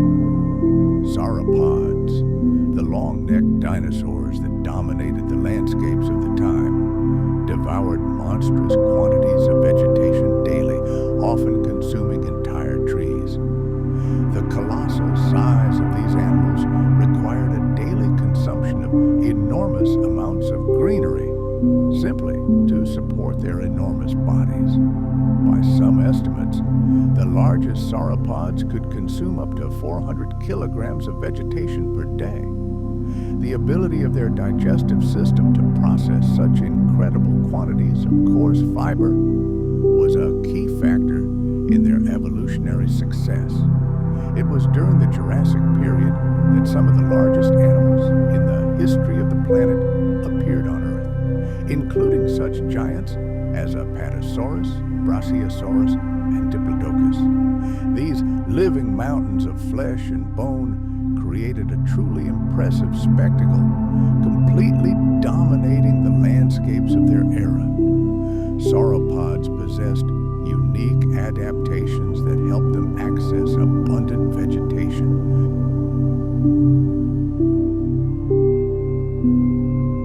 Their incredibly long necks allowed them to browse foliage from the tops of the tallest trees, and their massive bodies gave them the strength to fell large plants and force their way through dense thickets. Their enormous, barrel-shaped bodies and slow, confident gait made them ideal machines for processing colossal quantities of green matter. However, sauropods weren't the only dinosaurs to benefit from the lush Jurassic flora. Other herbivores, such as Stegosaurus and Ankylosaurus, also thrived in this environment. These dinosaurs developed their own unique adaptations to help them cope with the dense vegetation.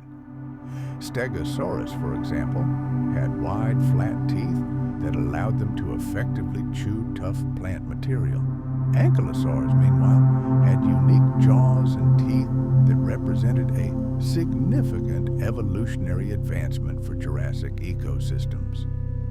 As these mega herbivores grew larger and more numerous, they began to reshape the landscape itself.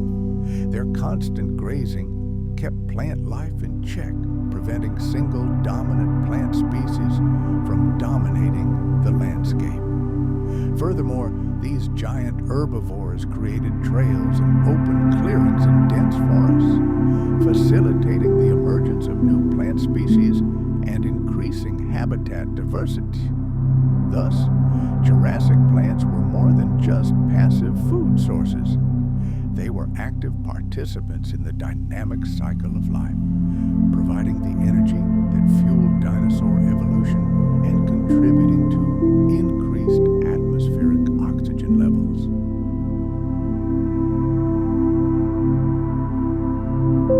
The most important factor that spurred the development of both giant plants and enormous herbivores was a sharp increase in atmospheric oxygen levels.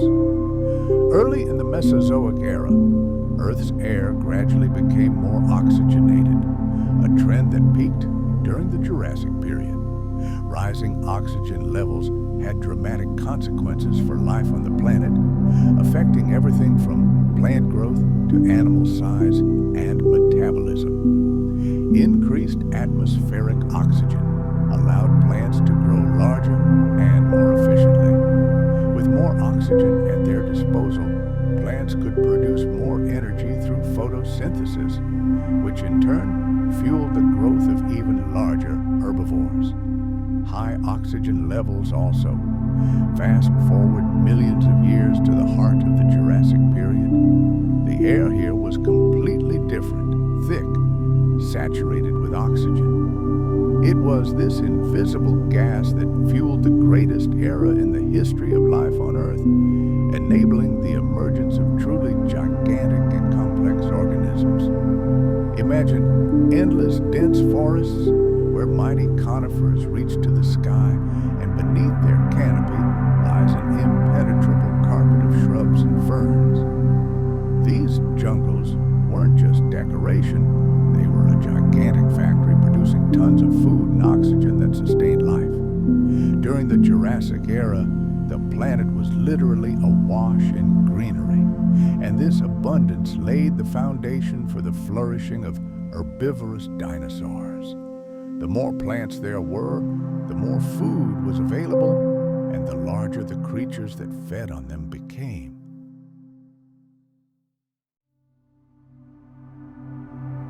But it wasn't just about food. Rising atmospheric oxygen levels were key to enabling these animals to support their colossal bodies. This oxygen boom directly influenced the size of dinosaurs, catalyzing their gigantism. The more massive an animal, the more oxygen it requires to fuel every cell of its body. And the Jurassic atmosphere provided them with this opportunity.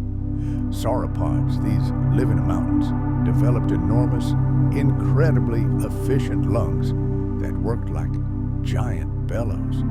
They inhaled oxygen-rich air, which nourished their massive bodies and allowed them to reach truly unimaginable sizes. But they weren't the only ones to benefit from this gift of nature. Predatory theropods and even giant marine reptiles that roamed the ancient oceans grew ever larger and more powerful in this world, filled with life-giving gas. The Jurassic period was a verdant world. Everywhere you looked, endless forests of ferns, cycads, and conifers reigned supreme on land. These prehistoric landscapes were more than just a backdrop for the dramas unfolding there. Plants became the engine that powered the entire ecosystem and played a decisive role in the evolution of dinosaurs. As oxygen levels rose, flora flourished and herbivores followed suit, soaring to incredible sizes. The dense forests and abundant vegetation of the Jurassic period became the cradle of mega herbivores, the largest animals ever to walk our planet.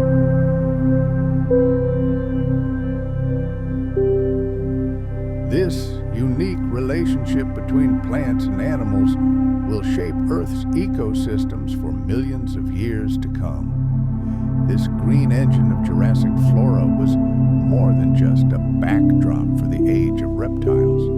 It was the driving force that ignited the flames of life and determined the entire course of evolution. Without these impenetrable forests of ferns and giant conifers, the colossal dinosaurs of the Jurassic period would never have emerged.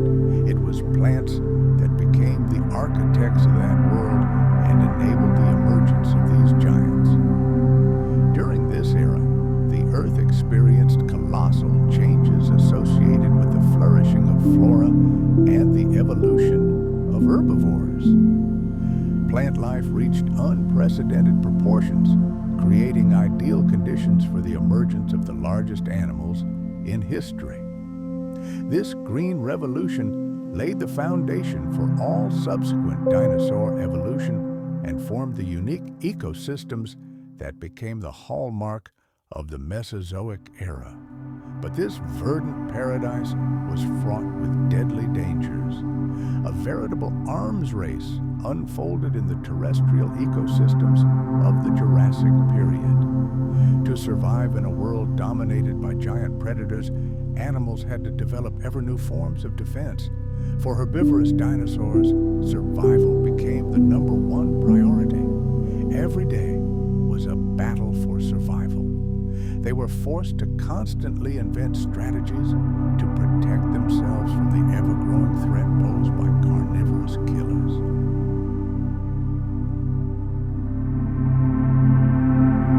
This desperate need for protection led to the emergence of some of the most amazing and bizarre creatures in the history of our planet.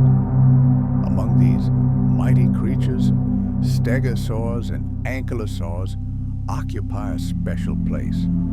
These two groups of herbivorous dinosaurs, among the most ancient and recognizable, developed perhaps the most complex and effective natural defense systems in the history of life.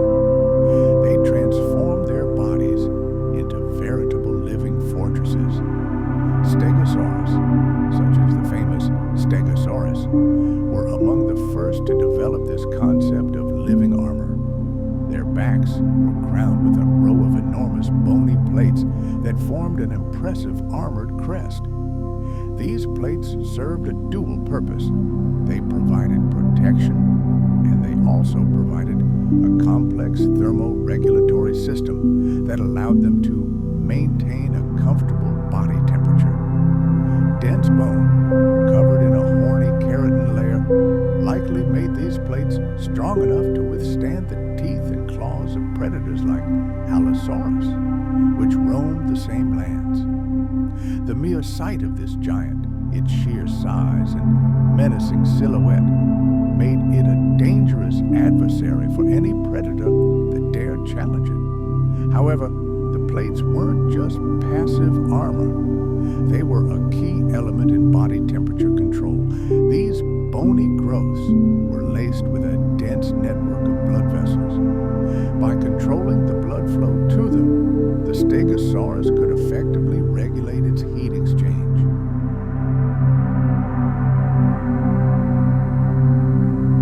On a hot day, facing the sun, the plates acted like solar panels, absorbing heat. In cool weather, blood flow to them decreased, allowing the animal to retain precious warmth within its massive body. This remarkable ability made the Stegosaurus an incredibly adaptable creature, capable of surviving in a wide range of climates. But the plates on its back were only part of its defensive arsenal. The Stegosaurus's true weapon was its tail. It was more than just a balance appendage. At the end of its muscular tail were 4 long dagger-sharp spikes. This formidable weapon, known today as a thagomizer, could be wielded by Stegosaurus with incredible force and precision. With a single powerful blow, it could fend off an attacking predator, inflicting terrible, sometimes fatal wounds. These spiked tails were likely used for both offense and defense, allowing Stegosaurus to keep predators at bay. However, Stegosaurs weren't the only herbivores to develop such powerful armor. Ankylosauria, an entire group of armored dinosaurs that appeared later, took the very concept of natural armor to a whole new transcendental level. Unlike stegosaurs with their individual plates, ankylosaurs had a body completely encased in a thick shell of fused bony plates and spikes. These dinosaurs were veritable walking tanks, massive, squat, and virtually invulnerable to most predators.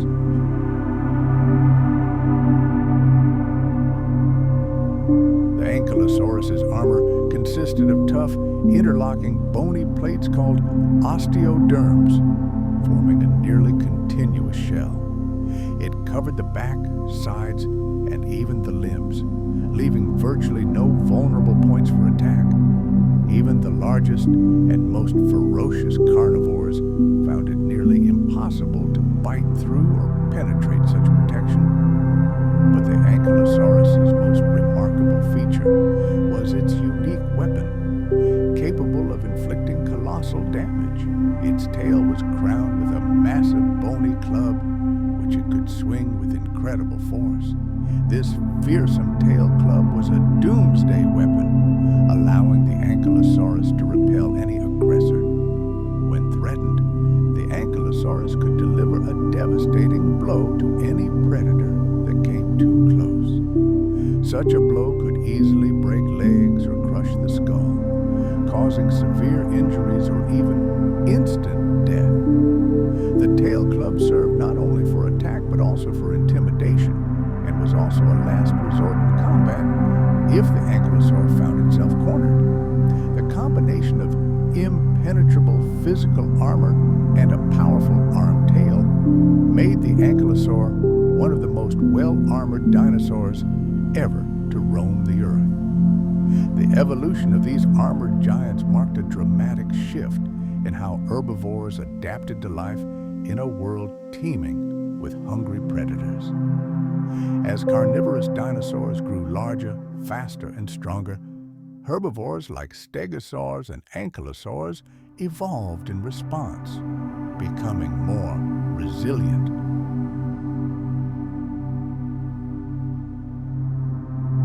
During the Jurassic, they developed sophisticated defense mechanisms. These armored creatures were no longer defenseless prey. They were now powerful and well-armed animals, capable of fending off the most dangerous predators of their time. The emergence of living armor had a profound impact on Jurassic ecosystems. The improved defenses acquired by herbivores altered the balance of power. The advantage no longer always lay with the predator. Carnivorous giants like Allosaurus were forced to adapt and develop new, more sophisticated hunting strategies for their armored prey. But stegosaurs and ankylosaurs weren't the only ones to develop armor. Other dinosaur groups, such as ceratopsians with their horns and bony frills, or pachycephalosaurs with their thick domed skulls, also posed serious challenges for predators. The evolution of living armor in herbivores launched a veritable evolutionary arms race between them and carnivores. Both increasingly sophisticated methods of defense and attack to survive in a harsh world where every animal was a potential threat. Stegosaurus, ankylosaurs, and other armored dinosaurs of the Jurassic weren't just survivors, they were masters of their world. Their natural armor, combined with their enormous size and strength, allowed them to thrive in conditions that constantly presented them with new challenges.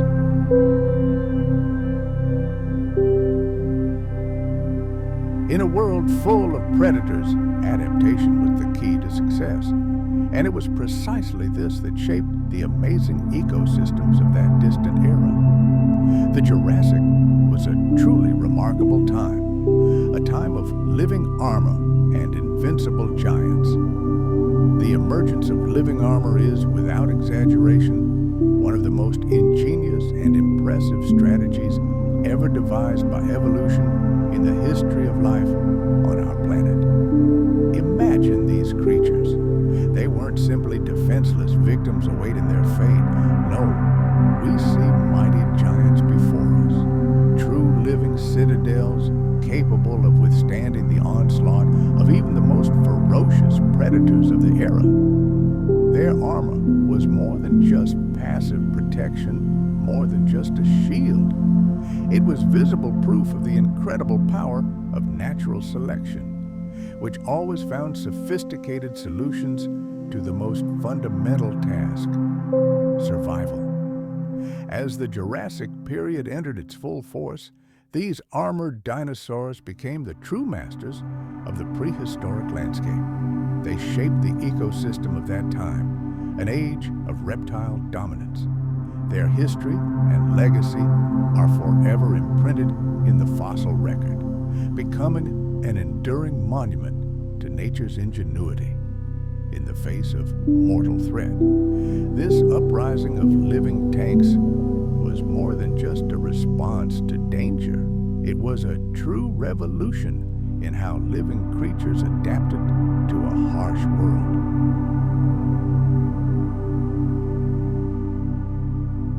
Surviving in a reality where death could lurk behind every tree.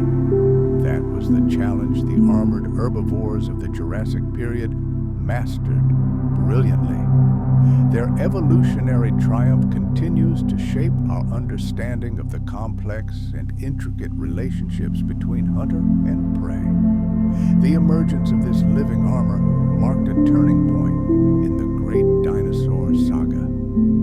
During this era, herbivorous giants evolved into impenetrable four-legged fortresses, and the eternal battle for survival reached a completely new, previously unseen level. The Jurassic period saw the rise of the dinosaur dynasty, which in turn gave rise to fierce competition and bloody territorial wars. And while the apex predators asserted their right to dominance, the ecosystems of the time literally teemed with life. Herbivores reached colossal sizes, and the predators that hunted them grew in their wake like shadows. During this era, true titans rose to the top of the food chain. Predators such as ceratosaurs and megalosaurs began to conquer vast territories. Their incredible physical strength and killer instincts, honed over millions of years of evolution, elevated them to the throne of the ancient world. However, one should not think that the Jurassic world was a tranquil realm of these ferocious overlords. No, it was a constant battlefield, an arena where bloody dramas unfolded. Territorial clashes between these super predators were commonplace.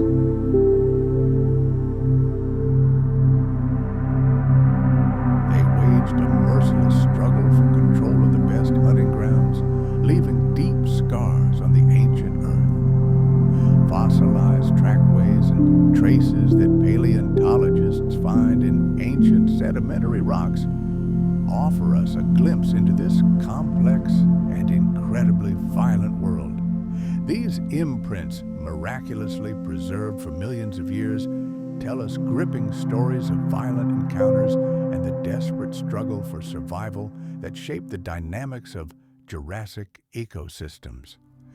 The age of the apex predators had arrived. As the Jurassic period progressed, the planet's landscapes became increasingly diverse, and larger and more fearsome killers emerged. Most of them were carnivorous dinosaurs, which had evolved unique adaptations for hunting and dominance. Ceratosaurus and Megalosaurus, two of the most famous apex predators of their time, were the undisputed rulers of the Jurassic. Ceratosaurus is a group of theropod dinosaurs that appeared as early as the late Triassic. They remained key predators throughout the early and middle Jurassic. These killing machines were distinguished by their impressive size, crushing jaw power, and arsenal of razor-sharp teeth. Some species, such as Ceratosaurus nasicornis, grew up to 6 meters in length, making them among the largest and most dangerous creatures on the planet. Their muscular bodies and incredible bite force allowed them to take on even the largest and most well-armored prey.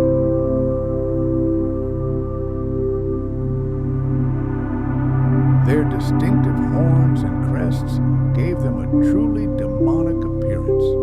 Add to this their dagger-sharp claws, and you have the picture of the perfect hunter, capable of challenging giant sauropods and armored stegosaurs. Megalosaurus was another formidable group of predatory theropods whose heyday came during the Jurassic period. One of the earliest known large theropods, Megalosaurus was a ferocious and incredibly successful predator. Growing up to 9 meters in length, comparable to the size of a modern bus, Megalosaurus possessed powerful legs for pursuit, deadly teeth, and jaws capable of crushing bones. It was perfectly designed to hunt enormous herbivorous dinosaurs. These predators were among the first carnivores in history to develop a crucial weapon, binocular vision, which allowed them to judge the distance to their prey with astonishing accuracy. Megalosaurus were also renowned for their agility and speed, making any encounter with them deadly. In the wild prairies of the Jurassic period, their swift pursuit and keen senses left their prey with almost no chance. But these predators weren't just lone killers. They were key architects shaping the structure of the entire ecosystem. By hunting herbivores like stern shepherds, they regulated their numbers and prevented vegetation from disappearing under the onslaught of hungry herds.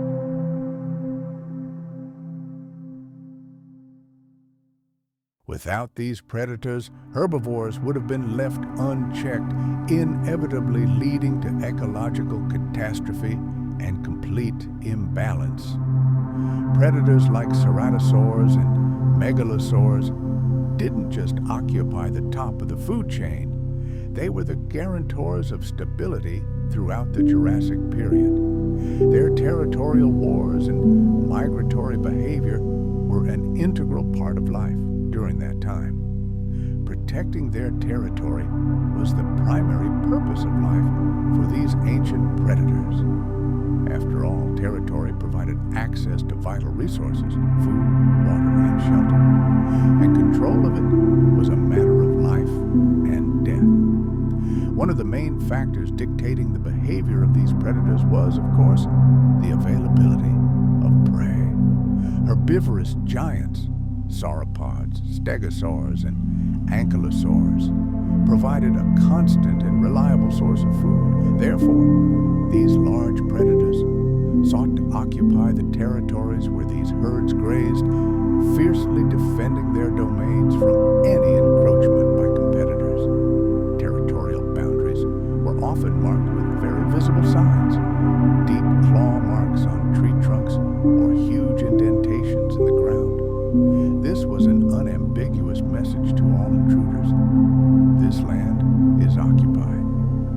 Sometimes these visual markers were reinforced by vocal signals, earth-shaking roars or piercing howls which served as a dire warning to anyone who dared approach. Conflicts between apex predators could be incredibly intense.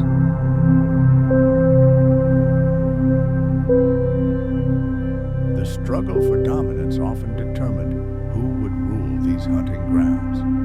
Such territorial disputes could escalate into direct clashes involving powerful jaws and sharp claws. These brutal encounters were veritable clashes of titans. Some could end with the death of one of the opponents, in which case the victor would take everything, both territory and the right to reproduce. In other cases, the conflict could be resolved without bloodshed.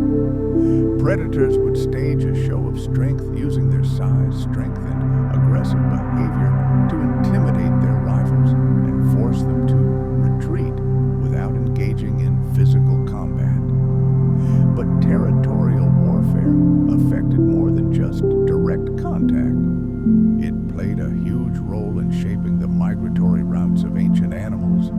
Herbivores in particular were forced to constantly migrate in search of new pastures, as predators controlled access to food and prime land. This great migration of herbivores, in turn, had a colossal impact on the distribution of all species, both predators and their prey. These migratory processes also forced territorial boundaries to constantly shift.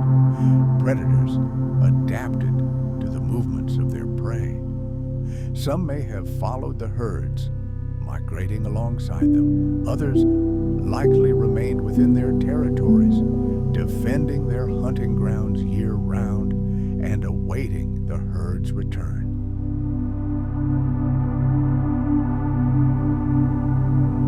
Fossilized footprints are evidence frozen in time of these encounters, providing invaluable information about the behavior of Jurassic predators. These preserved paw prints tell us about the movements, habits, and interactions of ancient animals, allowing scientists, like detectives, to reconstruct the history of territorial wars and brutal clashes. Entire trackways can indicate direct encounters between predators, revealing where the paths of different species crossed or where actual battles took place. One of the most fascinating aspects of these fossil records is that they can reveal the full depth of the conflict that raged during the Jurassic. Many fossils show intersecting trackways where the footprints of different species overlap. These coincidences suggest that predators were well aware of the presence of their rivals and may have engaged in territorial disputes or battled for prey in these very areas. Some trackways show evidence of sudden, rapid movements. The soil is literally gouged. This is clear evidence of furious chases or bloody duels. In other cases, we see signs of a more deliberate and slow approach, which could indicate stalking tactics or a deadly ambush. Sometimes, tracks also tell us about the consequences of these encounters. Large, deep impressions left by larger predators may be evidence of serious battles. Monsters like ceratosaurs and megalosaurs undoubtedly dominated their territory.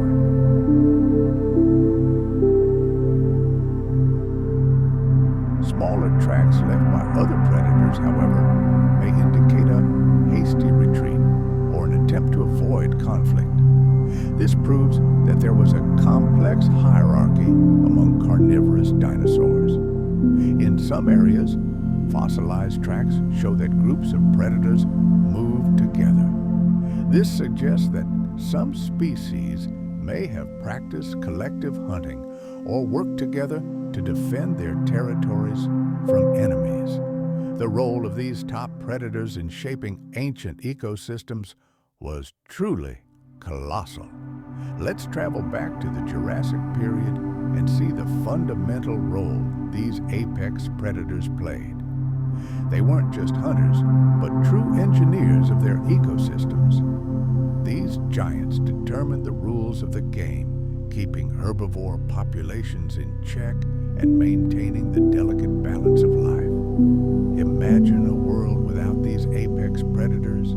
The life of herbivorous dinosaurs would spiral out of control. Their numbers would grow exponentially. What then? Countless herds would trample and consume all vegetation, turning lush green valleys into lifeless deserts. This would undoubtedly have triggered a catastrophic chain reaction that would have brought down the entire ecosystem. After all, the disappearance of plants is a death sentence for the entire food chain, a blow that would affect absolutely every species. But the constant threat of predators radically changed the picture.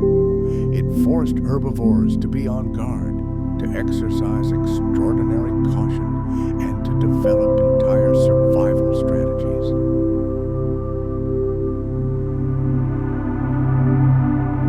Their every step was calculated. Every move could be their last. Living in perpetual fear under the constant pressure of fangs and claws became a powerful driver of evolution. To survive, herbivores were forced to change. This is how dinosaurs emerged, clad in tough, bony armor and studded with deadly spikes. Thus was born herd behavior, the instinct to flock together to fight off predators. Moreover, the constant battles for territory between the apex predators themselves literally changed the face of the planet. These giants, patrolling their domains and engaging in fierce battles, blazed trails through dense thickets that became paths for other creatures. Their presence influenced where forests would grow and where clearings would open, thereby guiding the evolution of the entire ecosystem. So these rulers of the ancient world weren't just killing machines. They were key architects of the Jurassic era. Their very existence created the very environment in which predators and their prey engaged in a never-ending game of survival. The battle for dominance in the Jurassic was an incredibly complex and constantly changing process, with predators like Ceratosaurus and Megalosaurus playing key roles. These lizards shaped the world not only through their hunting, but also through their very presence. They forced herbivores to evolve, creating that delicate balance of power between hunter and prey. And today, looking at fossilized footprints, we can glimpse this past.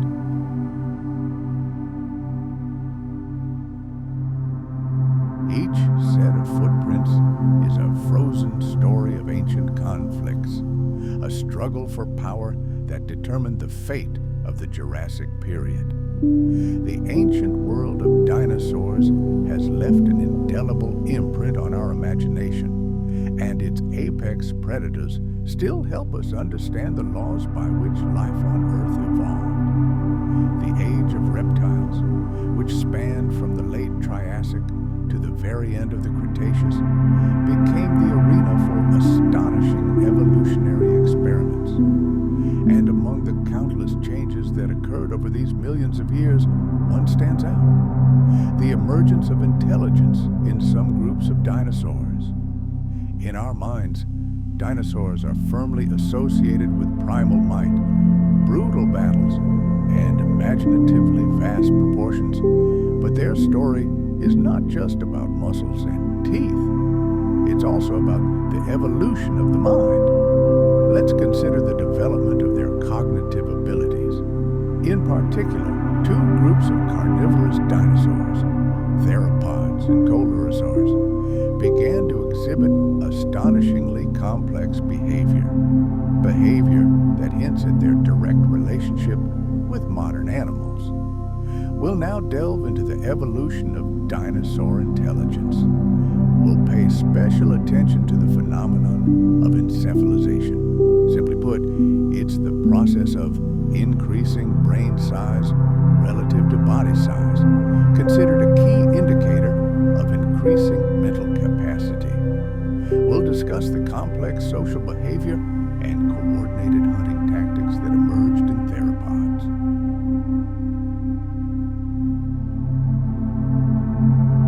We'll explore possible connections between their brain structure and the intelligence we see in modern birds. Using data from the fossil record, brain imprints on the inside of the skull, fossilized bones, and behavioral traces, we will attempt to piece together a picture of the mental life of these ancient creatures. This will help us better understand how intelligence emerged and developed during the great age of reptiles. Let's understand what encephalization is. It's an increase in brain volume relative to body size, a process that scientists directly link to the development of higher cognitive functions. Throughout the history of life on the planet, only a few animal groups have demonstrated such impressive brain growth, indicating dramatic changes in their ability to perceive and analyze the world around them. During their evolution, dinosaurs showed a significant increase in brain size, which in turn paved the way for more complex behaviors. This process occurred gradually, but was particularly pronounced in theropods and coelurosaurs, the very groups we associate with high intelligence. Of course, the relationship between brain size and intelligence isn't so simple. While a larger brain often indicates greater mental capacity, its structure and complexity are equally important. But in the case of dinosaurs, the brain-to-body mass ratio can provide valuable clues about their mental capabilities.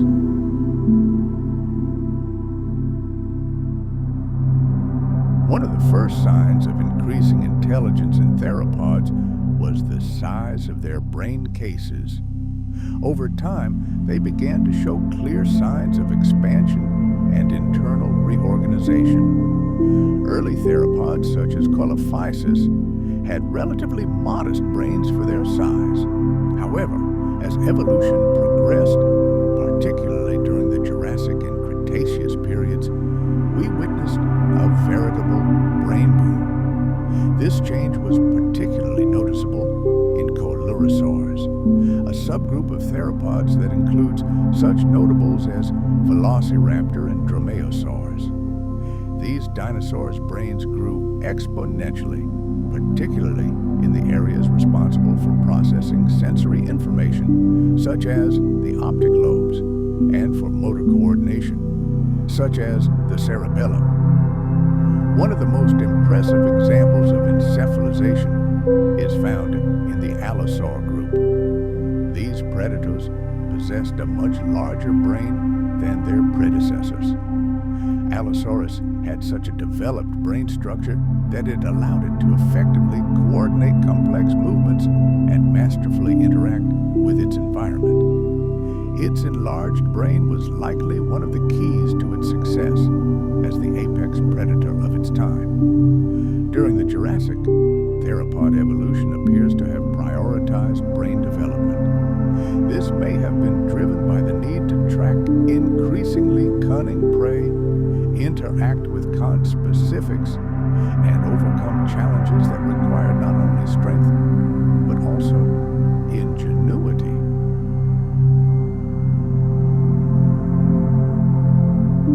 With the onset of the Cretaceous, theropods such as Troodon and dromaeosaurs emerged, demonstrating even more astonishing levels of encephalization. Troodon is often considered one of the most intelligent dinosaurs in history, thanks to its disproportionately large brain. This small, bipedal predator possessed a brain that, as a percentage of its size, was larger than that of the vast majority of other dinosaurs. Scientists speculate that such a developed brain would have allowed Troodon to solve complex problems, perhaps even use primitive tools and coordinate its actions with other dinosaurs. These advances in theropod brain evolution are a fascinating example of how living organisms adapted to a changing world.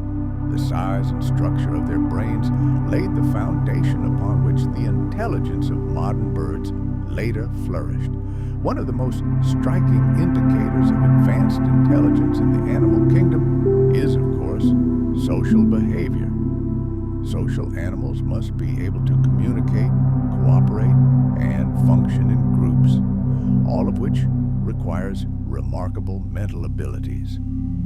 Fossil evidence confirms that some dinosaurs, especially the theropods, led complex social lives, indicating a level of intelligence that went far beyond simply surviving alone. Some of the earliest evidence comes from fossilized footprints and nesting sites.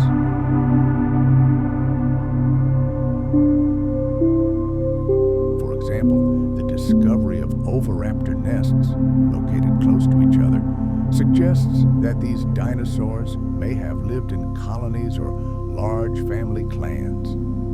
These prehistoric cities indicate that these predators practiced parental care. Evidence has been found in the nests that both males and females shared incubation and guarding of their eggs. This behavior is a prime example of social cooperation, as it requires constant interaction and the ability to work together toward a common goal, the well-being of their offspring. Fossilized evidence of pack behavior has also been found in some theropod species, such as dromaeosaurs and velociraptors. Fossil remains of these dinosaurs are found in groups, suggesting they likely hunted cooperatively like a wolf pack. The idea of dinosaurs acting as team hunters has been the subject of heated debate for many years. However, evidence from mass graves and trackways confirms that these animals did employ complex hunting strategies. This required a high level of social intelligence from each member of the group. To hunt and subdue large prey, they needed to communicate and perfectly coordinate their actions. Furthermore, some theropods may have exhibited other forms of social behavior, such as collective defense or the protection of a shared territory. Allosaurus remains suggest that these giants may have roamed in small groups, defending their hunting grounds from rivals.